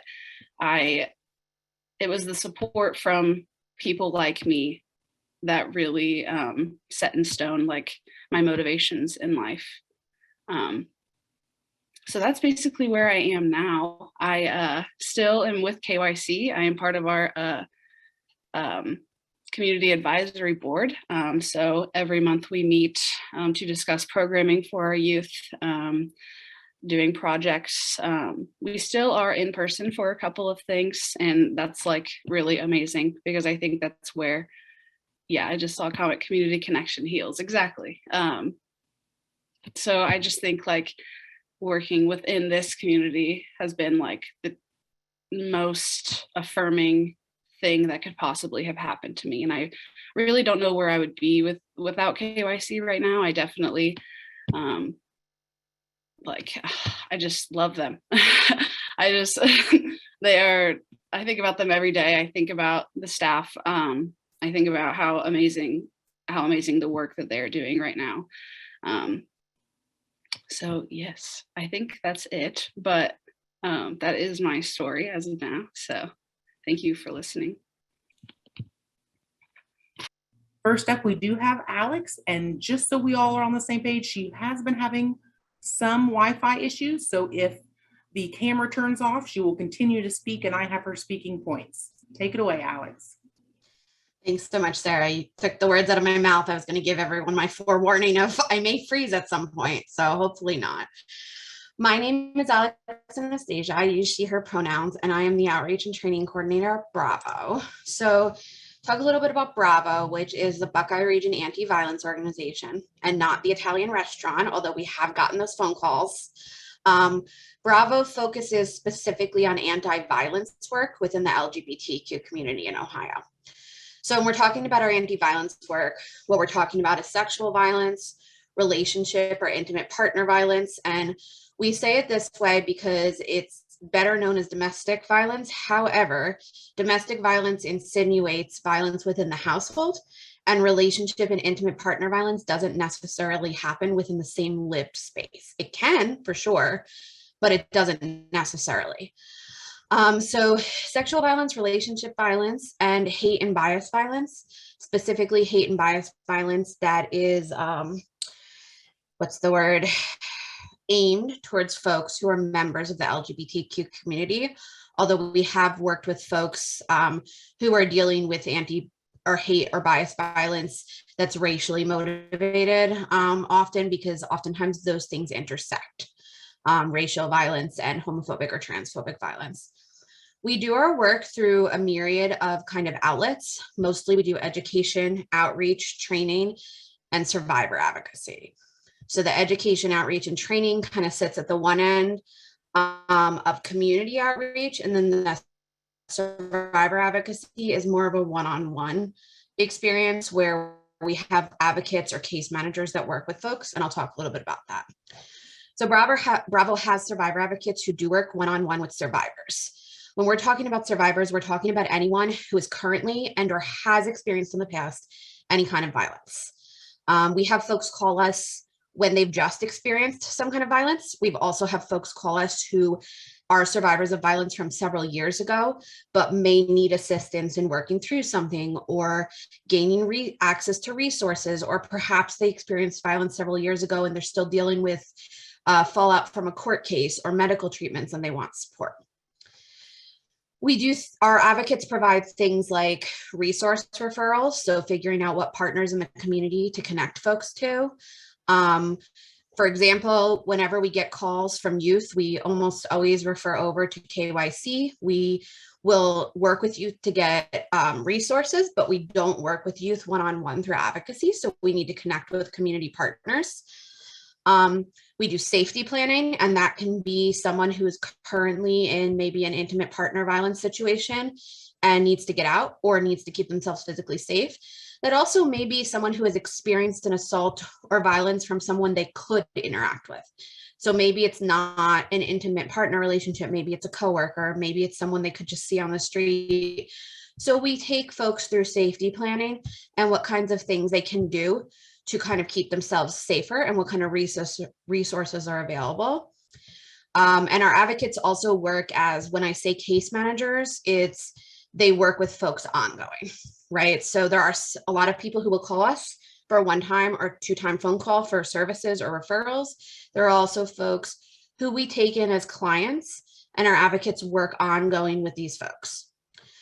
We provide a series of community presentations focused on things such as healthy relationships, violence within the LGBTQ+ community, and sexual violence. One of the larger things we do, and Dr. Africa, I think, spoke a lot to kind of the importance of this, this is very near and dear to my heart, especially as our training coordinator, is we provide LGBTQ+ cultural humility trainings to service providers. So service providers throughout Ohio, such as you might have DV shelters, houseless organizations, sexual assault advocates, social work organizations, any folks who are working with survivors, we consider to be survivor service providers. What that looks like is a training that we kind of work with the organization to design based on their needs. It looks like a training where we take folks through the main barriers for LGBTQ individuals to access these services. Failure on the part of service provider organizations to be LGBTQ inclusive is actually one of the main barriers to accessing services for survivors of violence. And what we mean by failure is, again, and I think Dr. Africa spoke a lot to this in their talk, is maybe someone goes into a service provider like a DV shelter and they don't know what to do with the person because the person says they identify as non-binary. And perhaps they have their housing separated by binary genders. So they have an area for women and an area for men. That person is going to immediately feel unwelcome there. They may turn around and leave, or they may face hostility. And that person may have even had that thought before they even went to the DV shelter, and that thought may stop them from going to the shelter. And it's not a baseless fear, right? Because we know that there's these issues within housing and residential facilities. And so we really work with service providers to figure out, like, what are the practices that they need to adopt to work with the LGBTQ community so they become an inclusive and affirming service provider. We also focus a lot on the importance of language and on asking questions. I know, again, Dr. Africa referenced this, and I was really excited for this talk because it kind of like is everything we do, is the importance of understanding what you're saying So if you're asking someone what their gender identity is or their sexual orientation, understanding there's a difference. The amount of people who don't understand there's a difference between sexual orientation and gender identity is actually kind of astounding. And not having the language to ask those questions or to respond when someone says, well, I'm kind of exploring my gender identity, but I know what my sexual orientation is, or I'm kind of exploring my sexuality. Understanding those interactions is incredibly important to creating affirming space. And so we really do focus on a foundation of language, and the importance also, someone says, well, I'm trans, saying, okay, what does that mean for you? Or what does that mean for your experiences? And also never deciding what someone's label is for them. Someone says they're trans, they're trans. If someone says they're gay, they're gay. You do not have the right to ever counter that as a service provider. And then really quickly, I do just want to speak to the fact that Bravo is an anti-violence program, but we sit within Equitas Health. We live within Equitas Health. Equitas is situated in various offices throughout Ohio and is really a medical social organization. So Equitas offers a variety of other services in addition to the services Bravo offers, and they're really important services, and we're always working to expand and improve those services. Some of the services Equitas offers include gender affirming and specialized medical care, dentistry, HIV and STI treatment and prevention, PrEP and PEP services, and ongoing case management. Equitas was developed to work specifically with folks living with HIV and the LGBTQ community. And so all of these services are designed to be affirming towards those communities and the communities with which they intersect. And finally, I want to just let folks know that should you need our services, Bravo services at any point, we are available Monday through Friday. I see Sarah just put it in the chat. So to just echo what Sarah put in, we're available Monday through Friday, 9 to 5. We can be reached via phone, text, or chat. Our text number is a secure line. However, if folks choose to text us, please understand as part of safety planning that you will need to delete the text off your end of the phone in order for them to not be there anymore. If you chat us on our website, however, as soon as you close the browser, that chat history will go away. And thank you so much for having us. Please reach out with any questions. I'm happy to answer any questions at any point.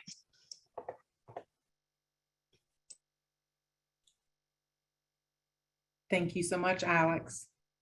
Savannah, take it away. Thanks, Sarah. Yeah, so hello, I'm Savannah Carlstrom-Page, she, they, the behavioral health practitioner from Kaleidoscope Youth Center. And Kaleidoscope Youth Center, or KYC, as we often shorten it, is located in downtown Columbus. And we're the largest and longest standing serving organization in Ohio that is solely dedicated to serving and supporting our LGBTQIA+ youth. Our mission is to serve and support and really work in collaboration with those.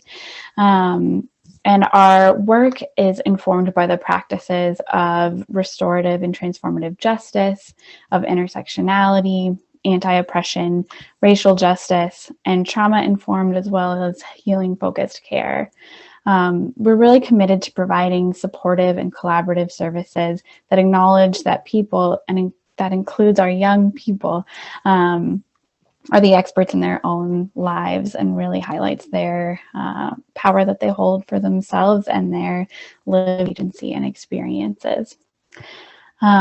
We do all this work in kind of a pretty broad range of ways. We have our drop-in center programming, our education and outreach and training program, and our community-based wellness program.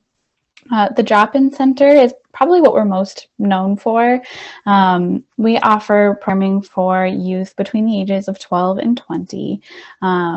Pre-pandemic, it pretty much operated in a way that looks really similar to an after-school program, and we're just now starting to shift back into that type of model with daily in-person activities, as well as all of the added virtual programming that started during the pandemic. So our drop-in center is a confidential space where youth can participate in discussion-based activities, leadership development, social connection, and the affinity groups that Maya mentioned earlier. Thank you again, Maya, if you're still here. I thought what you shared was really powerful and gave me bumps.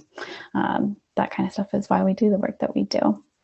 So our affinity groups include, like Maya mentioned, our gender scope group, folks who are trans, non-binary, or questioning, and our QPOC group for queer, Black, Indigenous, and people of color. All of our programming is 100% free, 100% confidential. Of particular note is that no adults who are not trained staff or volunteers are permitted in the building starting at 3 o'clock when our programming starts. So youth can really feel safe to interact with one another as their full and authentic selves without concerns about being outed essentially to any adults in their lives or adults that they aren't comfortable. For adults or parents who want to be able to come and see the space before their youth come, we do also offer the opportunity for folks to sign up during our office hours before that programming time to get a tour, meet with the staff or our volunteers, and just get familiar with the space. In addition to all of that programming, we do special events throughout the year. We have our barbecue, which is sort of a back to school event where we give away school supplies and just have a little party to celebrate the end of the summer. We always have events for Pride, and we put on an event called Other Prom. And then we also have ongoing leadership opportunities. Maya mentioned our community advisory board, which is really the space for the youth to get involved in all of the decision making around programming and services at the center. And we have a summer institute that focuses on different themes of leadership and advocacy. Are open, I see the question there, to youth throughout Central Ohio, really Ohio and generally. Most of the youth who come to our services just because of geographic and transportation constraints are from the greater Columbus area or within Columbus themselves. Our virtual programming has really helped us expand that reach, and youth from all over Ohio can join our virtual programming on the Discord server. There's a link at our website to sign up for that and get involved and engage with that. Let's see. Question window got too big for me to see my notes. In addition to our drop-in center and the programming that happens there, we also have our education and training program. The goal of that program is really for us to take that safer space that we've cultivated and created at the center and try to extend it out into the larger community through community education and professional development. We offer that training to schools, to youth serving organizations, and other organizations. We've also done some trainings with corporate offices and spaces like that. And we do some advocacy work for LGBTQ plus youth, especially within the school system. We also, through that program, run and operate Ohio GSA network, GSA being Gender and Sexuality Alliance, or sometimes known as Gay Straight Alliances, to, again, expand that reach of safer spaces for our young people all over the state schools. Lastly, in the program that I specifically work in is our community-based wellness program. Community-based wellness provides coordinated case management services and resources to support particularly transition-age young people, including ages 16 to 24. There's some specifics of that within the breakdown. So our housing opportunities, so that includes some emergency rental assistance, rapid rehousing, and a supportive co-housing program are all open to young people ages 18 to 24. Our case management services are available to folks 16 to 24, and our behavioral health program, so the therapy and other mental health services that I provide, is available to folks 12 to 24. let's see.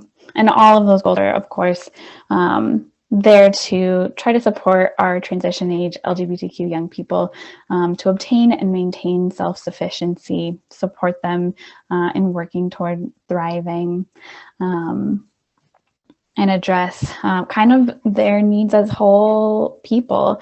A lot of the young people who engage in our community-based wellness programs are seeking mental health support, often looking for referrals to be able to receive gender affirming care, but also just to have a mental health provider who is competent, culturally competent, and often, honestly, who just gets it. It can be really hard for our young folks to find providers who are accessible to them, accept their insurance, know much of anything about LGBTQ topics or identities, or just for them to be understood, and who they can get to. Our mental health services and all of these housing and case management programs are also completely free of charge, which is something that we're really excited to be able to offer. Folks who work with us may also be seeking support with substance use. They may also be seeking survivor and advocacy services, especially if they've been referred to us by Bravo. Employment support, financial literacy and capacity building, legal services and support, and again, our housing. I'll speak really, really briefly about each of our housing programs. The emergency rental assistance is what it sounds like. We're able to offer pretty no strings attached funding to help folks with rent, especially around the pandemic. We've seen lots more folks with lots more financial crises happening. So being able to offer really rapid, low barrier supports for them to be able to pay their rent. Rapid rehousing is a program that helps young people prevent or quickly exit homelessness, enter into safe and stable housing. Same thing here. We really try to offer the support with minimal preconditions and try to be really responsive to their unique and individual needs. And then our supportive co-housing program is a supportive, intentional living space designed to meet the needs of homeless or housing insecure young people. It gives them an opportunity to learn how to live with a roommate or a housemate, get a little bit more intensive case management than some of our other programs. We hold house meetings, and again, try to provide them with a really enriching experience and not get back into that cycle of insecure housing or houselessness. I think that's all I have for now. Thank you so much, Savannah. There was a question in the chat, but we will bring that up during the question and answer period. Thank you all, 400 strong. Danielle, take it away. Good afternoon, everyone. My name is Danielle Boyd. I use both she and they pronouns. I'm the executive coordinator, executive manager of strategic projects at Stonewall Columbus. And in the interest of transparency, I identify as a career queer. So I've been working in community and doing some identity-based work in Central Ohio for the last 9 years. So when I think about some of the work that's happening in the community, and I think about Stonewall Columbus specifically, we are a community center first and foremost. But I think about the work that we do as kind of serving as an intermediary because we are a community center and we tend to have access to a lot of different subsets of the and subpopulations of the community. I consider us to be an intermediary because people reach out to us to reach out to others. So oftentimes folks will relocate to the area and need referrals and resources, so we are able to kind of point them in the right direction. We also have folks who reach out and want to engage in programming or start something new. So we serve as a launch pad for those types of folks. When I think about the programs that we have them sitting under major umbrellas such as wellness-based programs, identity-based programs, education, and arts and culture. But when I think about the programs that we are most known for, that would be our Pride celebration, where we invite 750,000 people to Central Ohio to celebrate Pride in the city. And this year we'll be coming back in full force. But when I think about that in terms of a program, people are like, oh, that's just fun. People go out and watch a parade, hang out with friends and family and things like that. But we consider it a program because we know that there is value in these pro-social activities. We've heard a lot about risk factors and resiliency factors, but when we think about wellness, when we think about community, we are often hearing stories about social isolation and not really knowing that there are affirming community members out there. So that the purpose of us doing that is, one, so we can be visible and let people know who we are as well as who our allies are, but also so that we are able to get together and be social and to know that we are not alone in some of those things. In addition to some of the programmatic efforts that we have at Stonewall Columbus, we engage in a lot of professional development. And that is not to say that other organizations aren't doing it. That is to say a lot of folks in the community are seeking out this information, and we want to reward as many help-seeking behaviors as possible.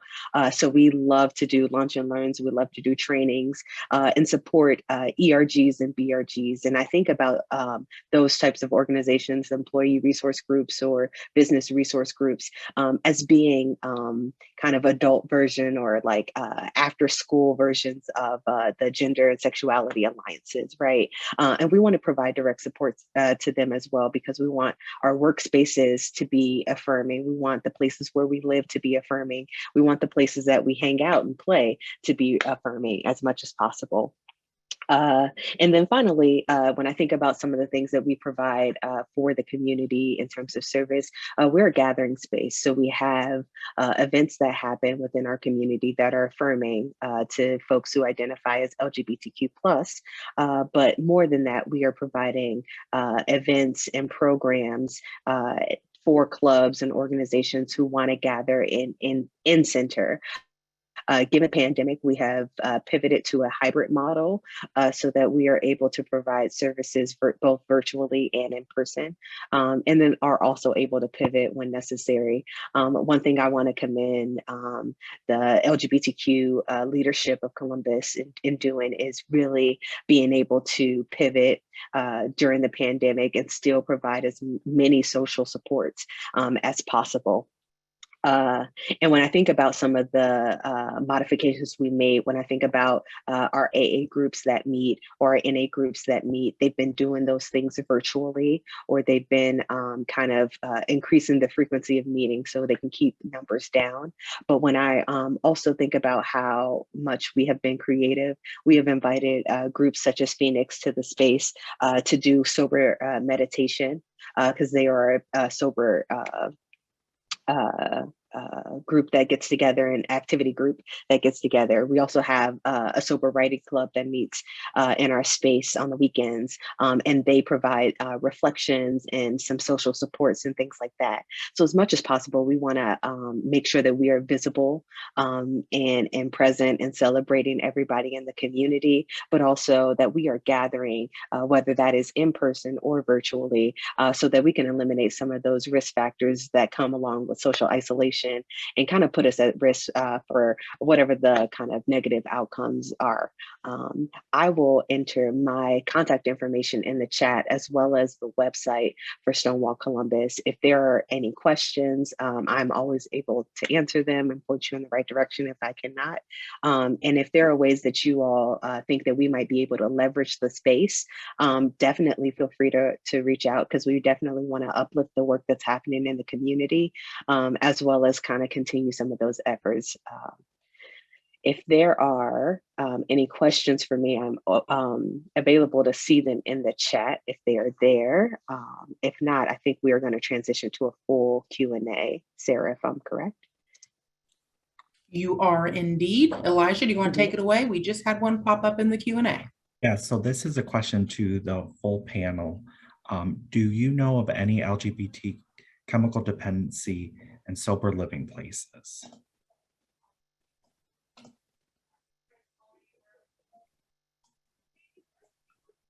I am not aware of any that are currently operating in Central Ohio that are not at capacity. I would mirror that response. However, I can tell you that Equitas Health, recently our behavioral health changed to behavioral health and substance services, recovery services. So we do have specialists that work with folks that may be able to provide some insight and referrals that I don't know of as someone who doesn't work in that department. But what Danielle said, unfortunately, any residential programs in almost every area are at capacity right now due to shortages of staff with the pandemic and everything. So. Yeah, thank you all. And as a reminder, we have a LGBTQ resource guide. It's probably not complete with everything, but it'll be available as a good starting place to look for resources, including some local to Ohio resources and national resources that have already been mentioned. We had a question earlier for Savannah that I want to get back to. Someone had asked, and let me find it in the chat.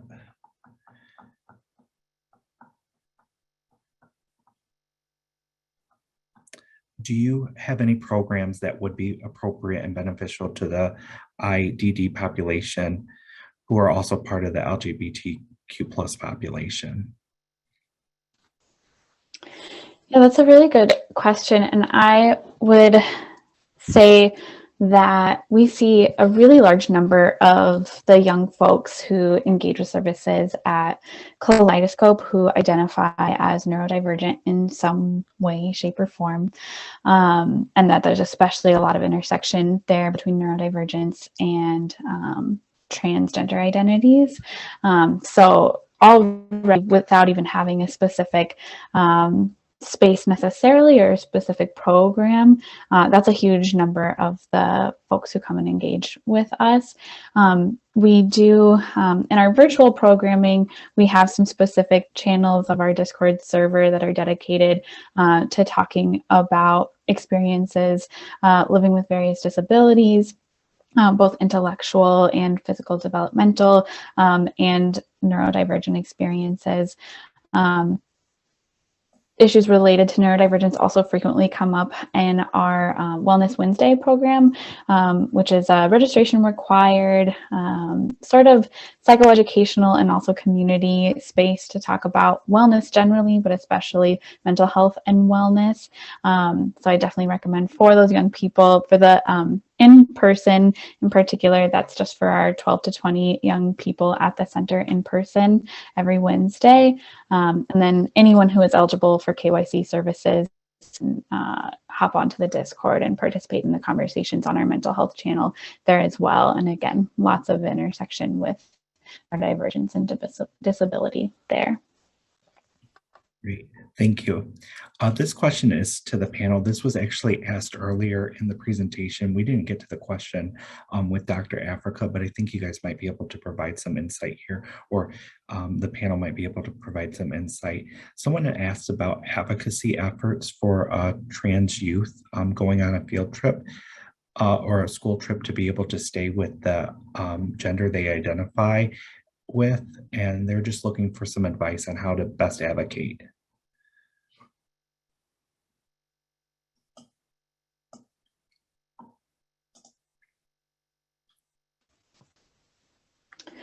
This is really tough when we're dealing with the reactions and big emotions of maybe other adults, maybe other youth. I'd really encourage people, there's some really, I think, helpful language in, I think it's the HRC's Safe Schools Guide actually, has some really helpful language around what it means to set boundaries and to talk about safety for young people in school or school adjacent spaces, and some of the common sort of like arguments that we hear from concerned parents or staff about what happens when, you know, young people who are trans are in locker rooms, in restrooms, in like those shared sleeping arrangements, things like that. And one of the key points that they highlight is that there's a difference between safety and discomfort, and that often when we're talking about things like bathrooms, shared sleeping arrangements in general, there's a real possibility that cis peers or cis het peers might be a little bit uncomfortable because this is something new, something different. Going through a change is always a little bit uncomfortable, but they are not unsafe.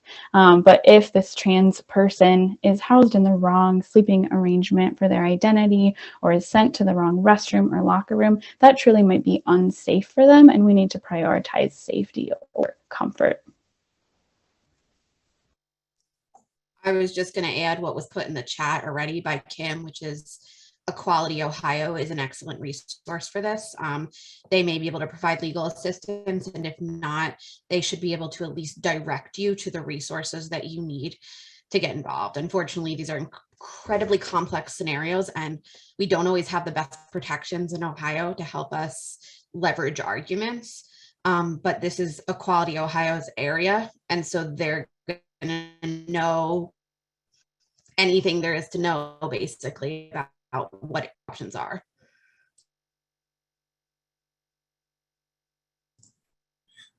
Thank you.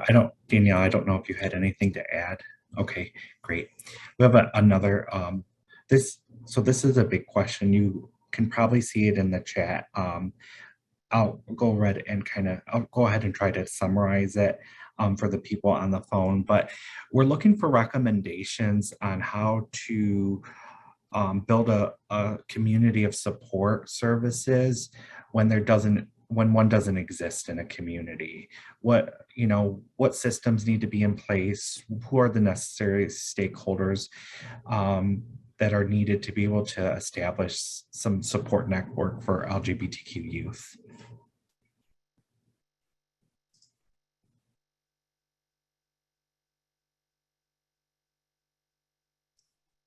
I can start the answer to that. Hopefully my internet's not going to cut me off because it's starting to.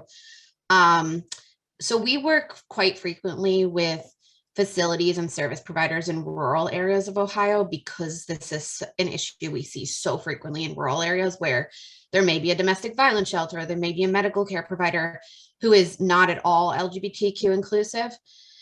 And we often get questions from folks in the community about this. And I think one of the biggest things is to look for things like gender sexuality alliances or PFLAG, which I think is Parents and Friends of Lesbian and Gay. I always forget the acronym because it's a really old acronym, but these are organizations where chapters can be started in different communities with some infrastructure already there. And also bringing in folks from these bigger places. So like considering like, are you looking for a youth service? Reach out to Kaleidoscope. What do they suggest you do and how? Because a lot of times these are the way that this society kind of comes together, the way these services come together is really, as frustrating as it is community members who start them and are concerned. That is the way these things are going to come together. We see this a lot in rural Ohio because you have space that's spread out, you have people that are spread out. An organization isn't just going to drop in. It just doesn't happen. And so what has to happen is there has to be a community member who takes that initiative and pulls in other community members. What I will tell you is that the people doing this work, people like Savannah and Danielle, are invested in helping you with this. So we will do what we can to give you the resources to help you with this if you reach out to us. And a lot of times it is about that networking.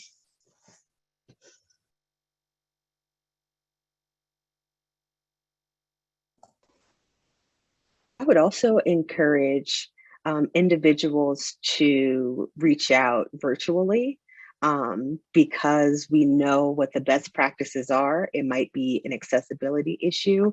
And I've seen a lot of positive outcomes through virtual engagements and models that have been replicated because of some of the things that they've seen virtually or using hybrid models.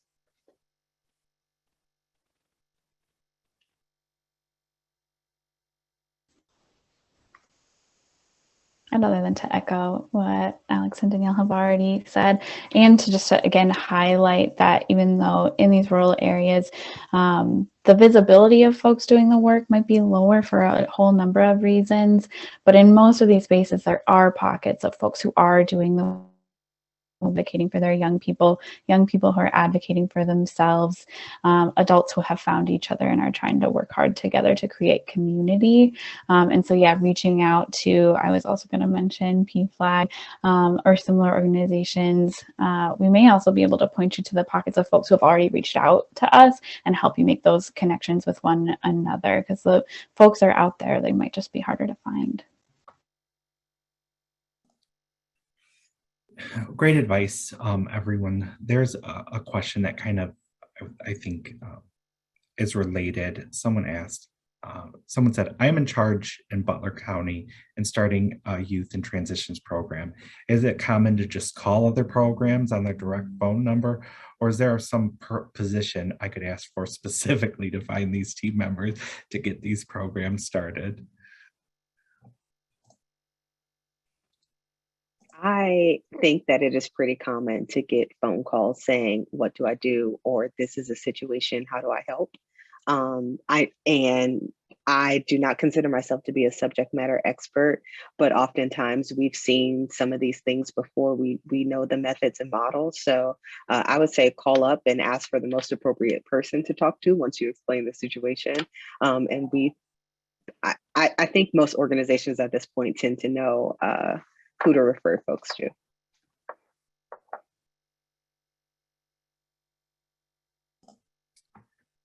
Yeah, thank you for those answers. And the panel have provided contact information, and we have their websites in our resource guide. So, you know, you can reach out after that if you miss their contact information in the chat.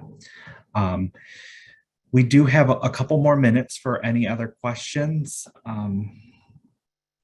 If you have any other questions, feel free to put them in the Q&A box so we can find them easily, more easily than in the chat. I have tried to run through the chat to make sure we're not missing any, but if there are more questions, you know, you have some, well, Danielle said not subject matter expert, but I will say we have several experts on the panel who can help answer some questions you might have today.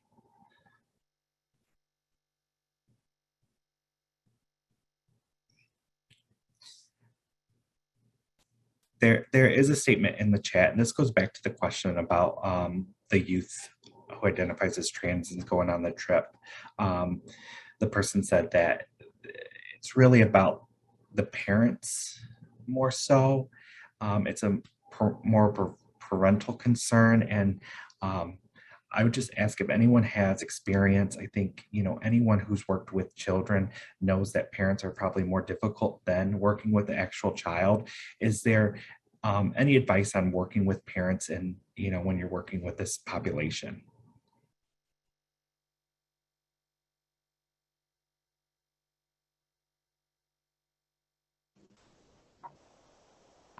I think I would just highlight again a lot of what Dr. Africa shared today, that we can really, really, really want to change folks' minds, to change hearts even, and that work and that process is really slow, is often not fast enough for the youth that we're trying to support.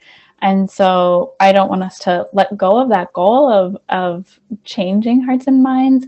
And in the meantime, how can we communicate to parents or the other adults, caregivers, guardians in young people's lives to focus on, you don't necessarily need to understand or agree, as folks often say, with LGBTQ identities. But what do we need to do to meet the needs of your young person, their peers at school, and keep them safe, alive, thriving, if it's at school, you know, able to academically perform? Most often, the answer will not be to deny who they are saying that they are, the answer will be to find accommodations that support them and to meet them where they're at.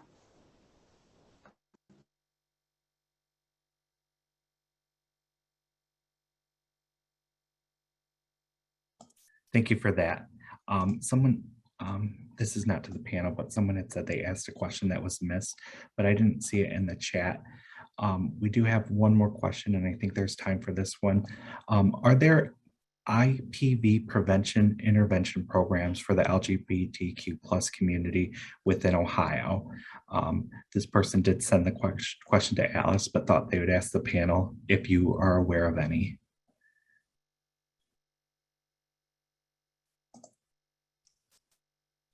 I think that the person identified that they were emailing me directly, and so I'll answer via email and give Danielle and Savannah space to put in anything they're aware of as well. Thank you. I always refer to Bravo.